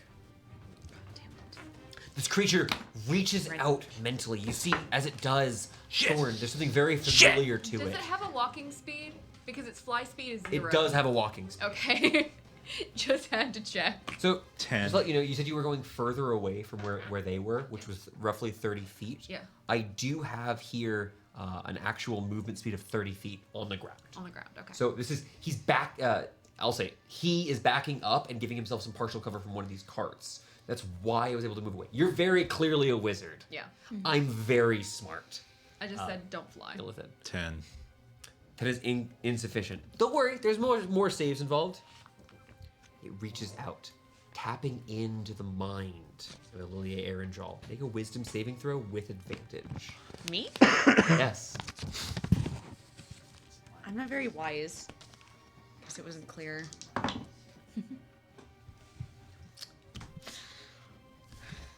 That's going to be a 10? I rolled a 6 and an 8. My bad luck carried over to 2023. I'm sorry. Kill the mage! It whispers You into can't your wizard soul mind. through me 2 for 2 campaigns. Which one? The instructions from this dominate monster spell Yeah. are kill the mage. Dominate monster? This is just so Connor, you want to know? 8th level spell. I'm aware. Yeah. I don't have the ability to counterspell this. I turn. I do not have towards- precise control. This is a command, not precise control. So I don't tell you how to do it. You are compelled I'm to. holding a sword and I turn Bro. towards his meanie, What? Alistair. We couldn't counterspell that. That's too far away. Yes. You couldn't counterspell that though. 8th level spell? Yeah, I can. Yeah. She's I have very a plus good at 9 wizarding. to Very counterspell. easily could counter. Was it? You need to roll an 11. I need to roll to do about a DC. It's a DC 19. 18. A DC 18 check. Then I only have to roll a 9. Yeah. Yeah. Okay. It's my first This is spellcast, not you outside guys. of the realm of what Ismini No, can do. my I'm so excited for Connor Wizard, actually. You watch Not as it, Blazesinger Wizard, but full Wizard. No, Blazesinger. Blazesinger. to explain. My counterspell is my proficiency plus my intelligence. No, I understand that. For I me. just the creature now standing partially obscured by the I thought it sun. was hydrate. 8th level was like Hydrate. super high. Oh, we got a hydration? Oh, heck yeah. Oh, I got some Water. leftover water. Whiskey water. Drink my water. You all see now You're as better the creature reels back, Thorn. You watch as something strangely familiar. It traces its fingers along the ever-pooling blood of its recent victim, pulls back, and as it does, fires this pair of bolts flying through the air. This is going to be... You recognize the spell to be Eldritch Blast. I'm going to fire both of these at Laurentius. I have no reaction. Laurentius, that is a 24 and a 27. Yeah. Come on. Yeah, okay. AC 17.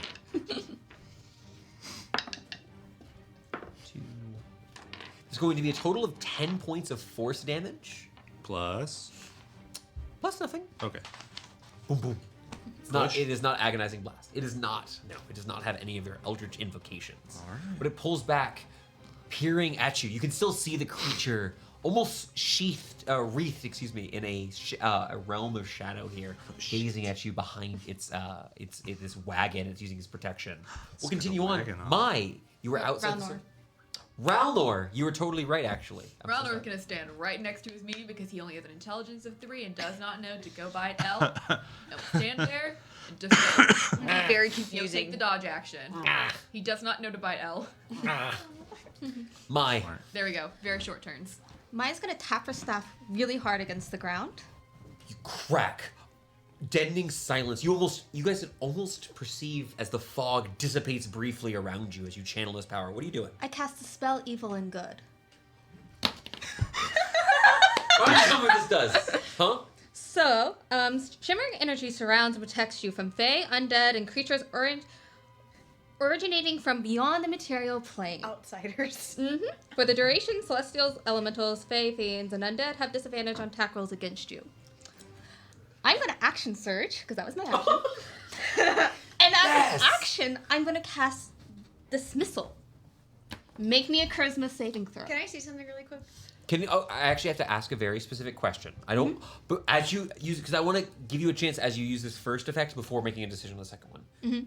Can you repeat the exact mechanics of this first part? Because I want to see if it does something that you could see and perceive beforehand. Shimmering energy surrounds and protects you from fae, undead, and creatures originating from beyond the material plane.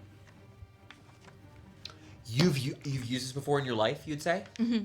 As you strike down, trying to essentially banish, to forbid, to dismiss these creatures around you, you watch the spell permeates through, casting away this strange fog-like energy in the city itself. You're clear, your breathing has restored as you step forward, readying yourself. The Mind Flayer appears unaffected. I want to let you know that before you spend any more resources. Okay. Do you want to make any skill checks? Yes. I would like to know. You can make an Arcana check for me. Yeah. Do we know that illithids are outsiders? You know that there are illithid outsiders. A 6. But I will say this: 6 is enough for an intelligence check for me to remind you that you know that the illithids just lived underground. That there are illithids under Dunsmith. What you would know with a 6, if this spell didn't work, this isn't an outsider. Okay. I apologize, No, that's but good to I know. do. Before you spent 2 things, I wanted to tell you that. Okay. If you want to action surge, you can. If No, you I don't- want action surge. Okay, so that can be it for you this Yeah. turn. And are you staying outside of the blood circle? Yeah, I'll say outside the blood circle. But What a dark question that is. It's Friday the 13th, boys. With an eye. Yeah, with an eye. Always with an eye. Always with an eye. We're gonna go to the top of the round. Ililie, you're standing. It's protecting itself as best as it can with this damaged wagon.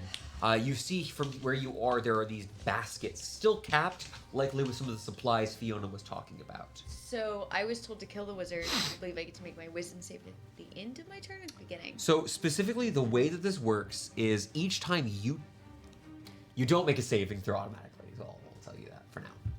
Okay. Unless someone else were to ask I'm questions. going to follow my orders, and with the glazed look in my eye, I'm going to march towards my best friend and attempt to murder them. So Yeah, kill the mage, whatever Yeah. you interpret that I'm to going be. to ignite my weapon with weapon burst with lightning damage, Lightning! which Sorry. is my go-to, and then I'm going to swing twice. Ralnor will impart disadvantage on your first attack. Perfect. Great, awesome. I love to hear it.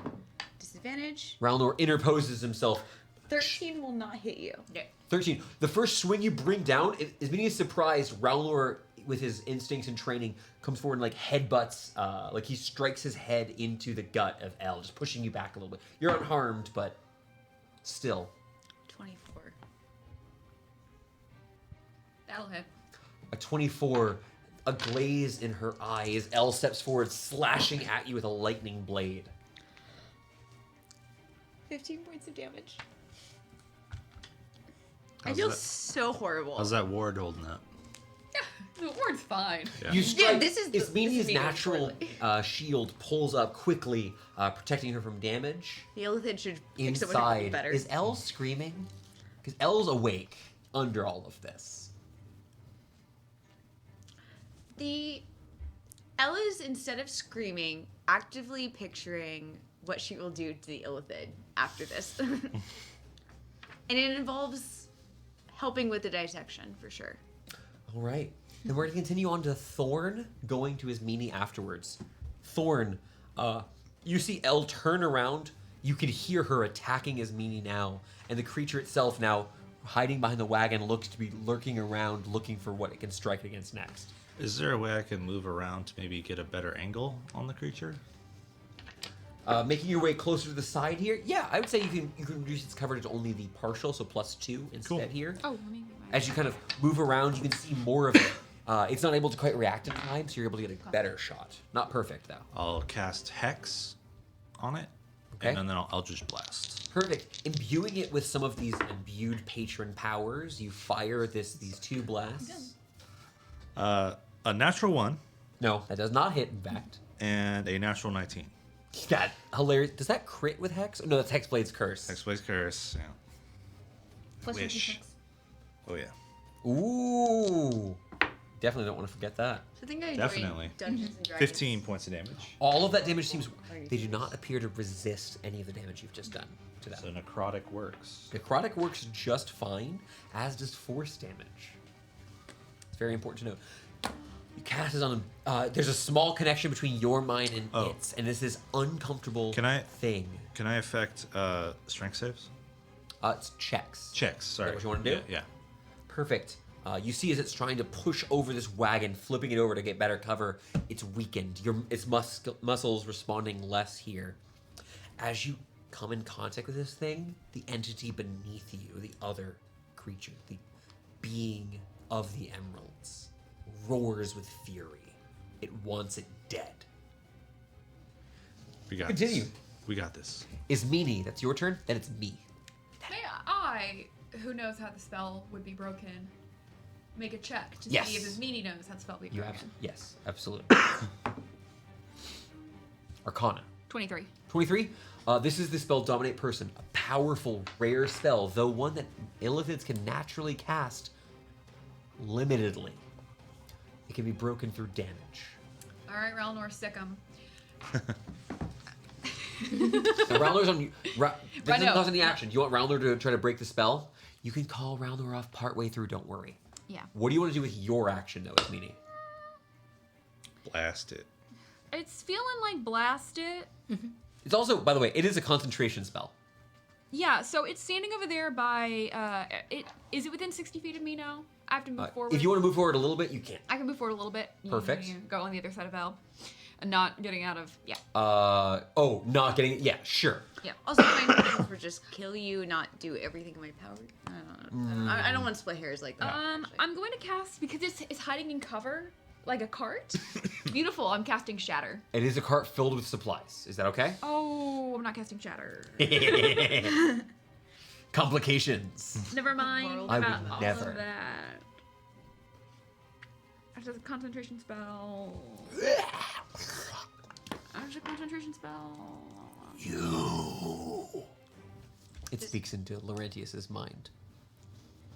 Gross. Make me. I feel violated. Does it feel wet? Oh no, that's Yeah. too far away. No. Okay, fine. I'm gonna just do Moist. Scorching Ray because I can't figure out what to do. Okay. You have disadvantage on your attack roll because you're in melee with someone who's hostile. Okay. I apologize. Then I will do this for this die, this for this die. and Sure. This for this die. Okay. AC is only 15, guys. Two natural ones. So is Beanie's gonna win the next time we do Crit Corner. You can't take this from me. And then a 19.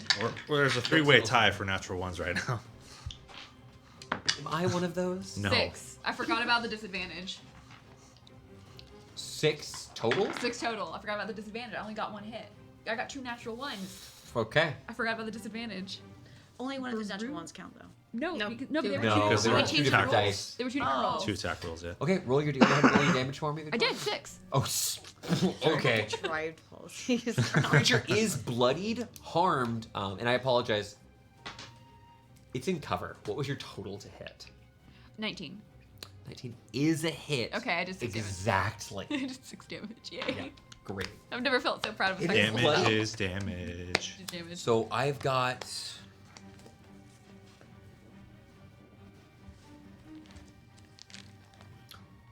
Is Mina, did you verbally order Ralnor? I have to. Okay. I'm gonna move. So the illithid stands up. You watch as it does. It begins floating. Oh no! It begins marching down the street. These tendrils of earth-like magic binding it to the ground. As it does, you watch as stuck together, stiff as boards, 3 more people float behind it, telekinetically bound to it. Its future feasts potentially. As it moves further, it shudders as it passes the first of these blood barriers, moving closer and closer towards the party. I'm going to need an intelligence saving throw from the entire party, including my charmed friend here. This is good news for you. There's a charm effect. As I use Mind Blast. This is not a charm effect. I just pieced together. That's why I have advantage. Yes. Okay. In save? An int Gotcha. saving throw. Okay. I. As it comes close, and you watch as this creature, emaciated, close to death, starving, reaches out and attempts to shatter your consciousness. Laurentius, you're going last. L. 22, and I'm nervous for Thorn now. Pass. Ismini. 22. Pass. Oh, twins. My. And that one for a 2. Oh god. Ralnor also probably failed.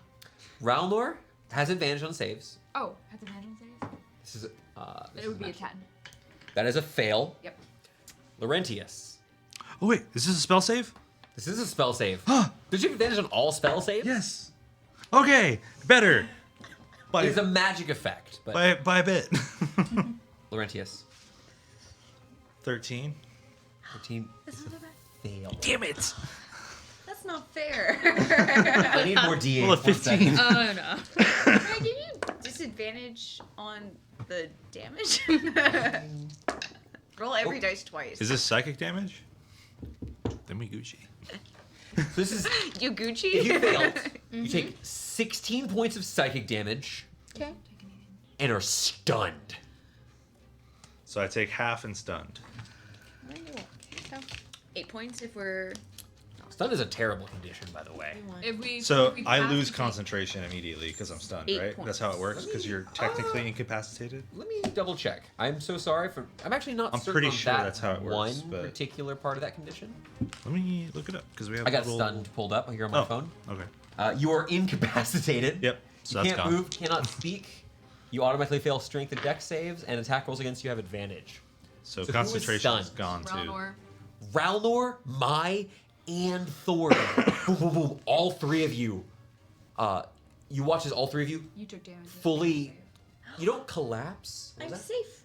You take no damage. You take no damage. Never You mind. pass. Never mind. You don't make your save. We're doing the Mortal Kombat like finish. You're fully standing there. You drop your heads low, ready for whatever's waiting for you. The mind blast running through you.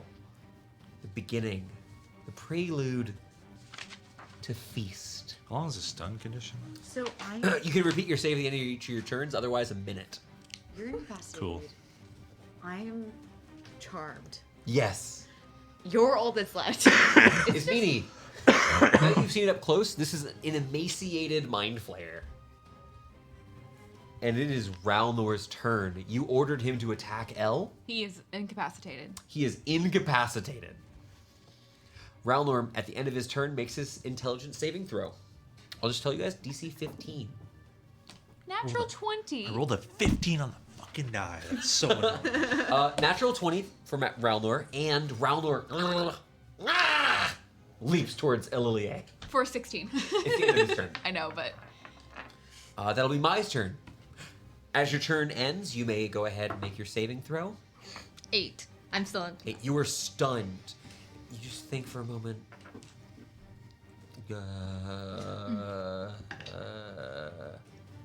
Consciousness temporarily broken. That will be L's turn. I guess I'll keep killing my wizard friend. disadvantage on the first attack. Ralnor didn't have an action this turn. Oh, it's a reaction for this. He has his reaction. Okay, disadvantage? I'm so glad for it. I rolled a natural 20 and a 17. Yes! Thank God. Okay, 17. It's 27 hit. It's gonna hit. Okay, so that'll still hit. The other one is a 19. I'll use my reaction. Cool. Shield. Yeah. Okay, you bring this first strike. Coming so close, she brings up her shield. It isn't able to stop the Gain first 2 one, but points does here strike. to go to 12. Blocks the second one. How much damage to his meaning? 10 points of damage. I've never been so grateful for My- my shitty rolling in My my entire ward life. is still up because of my shield. You strike against her. Is meaning? Are you saying anything to Ellie at the moments? No, I'm singularly focused. L is not my concern right now.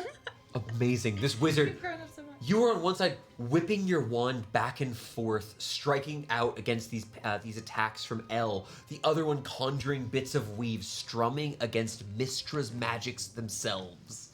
We're gonna go ahead and continue. Isn't this L? Is there anything else you do to the command? Kill the mage. No. That will then be Need some D8. Thorn's turn.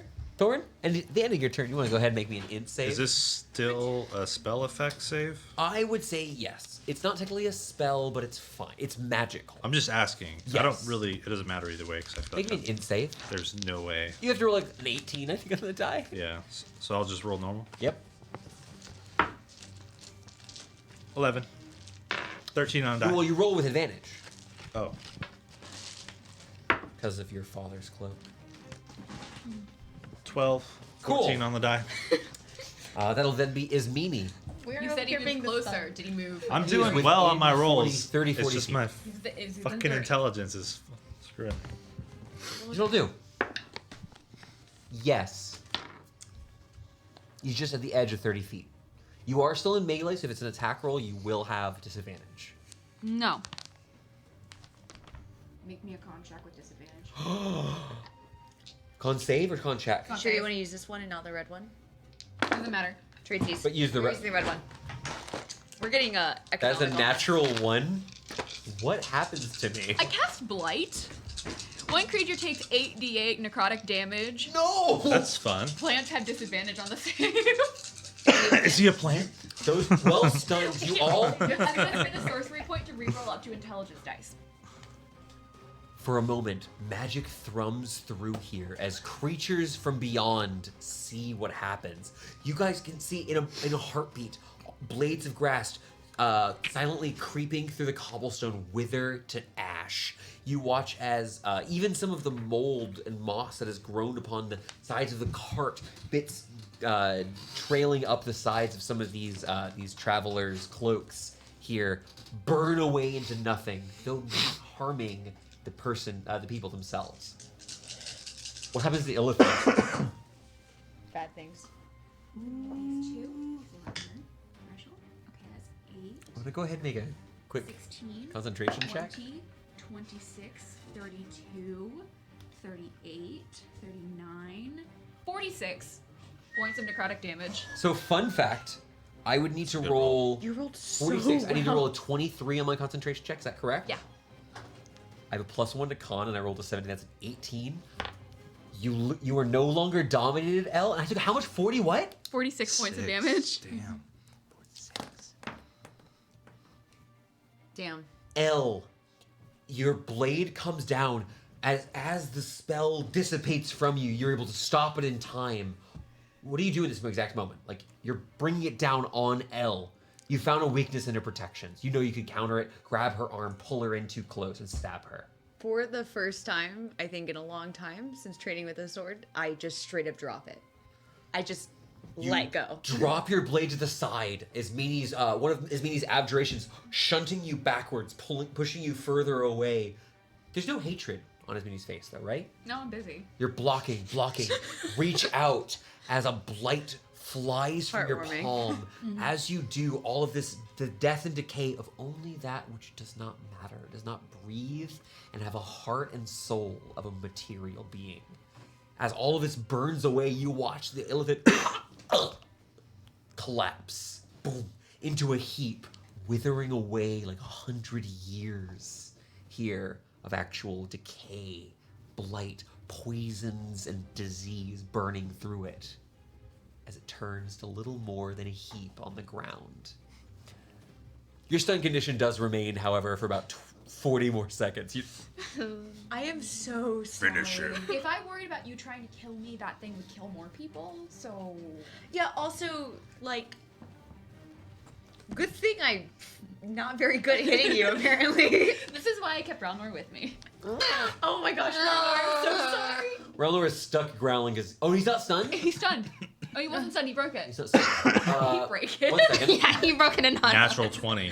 I will say this. Fucker. This doesn't. Don't add this. You don't have to add this at the crit corner, but I did roll a natural 20 on this as Relnor sprints away from his meanie and begins attacking the corpse of the elephant. Good. Relnor fully grabbing, ripping pieces off, furious at this. Some people nearby are kind of scared of him for a moment, and he looks up. Magic horse. Unicorn this time. Pegasus? What was unicorns a few weeks ago? Pegasus? One more. Hippogriff. What? What? Thank you. Thank you. I'm so sorry. We have to get back to... Does the cart need to return?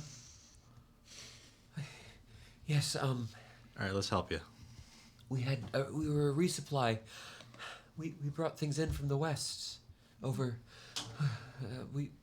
Let's get the cart back. Go with Thank us. you. We come Fun back, it's been like smiles. 5 minutes. We're like, we took care of business. It was only like 4 rounds. It's been like... Fiona was not positive that we were like capable of anything. We went out and took care of shit. And came Are we back. taking the Mind Flayer body with us? I'll Oh, carry yeah. it. With like, I'm gonna say it's blighted, but it's not. It's still usable. Okay, Yeah. that was flavor. I- Flavor ruination. I love Hey. that spell. I'll carry it. Just like cupped it over my shoulder. Is it heavy?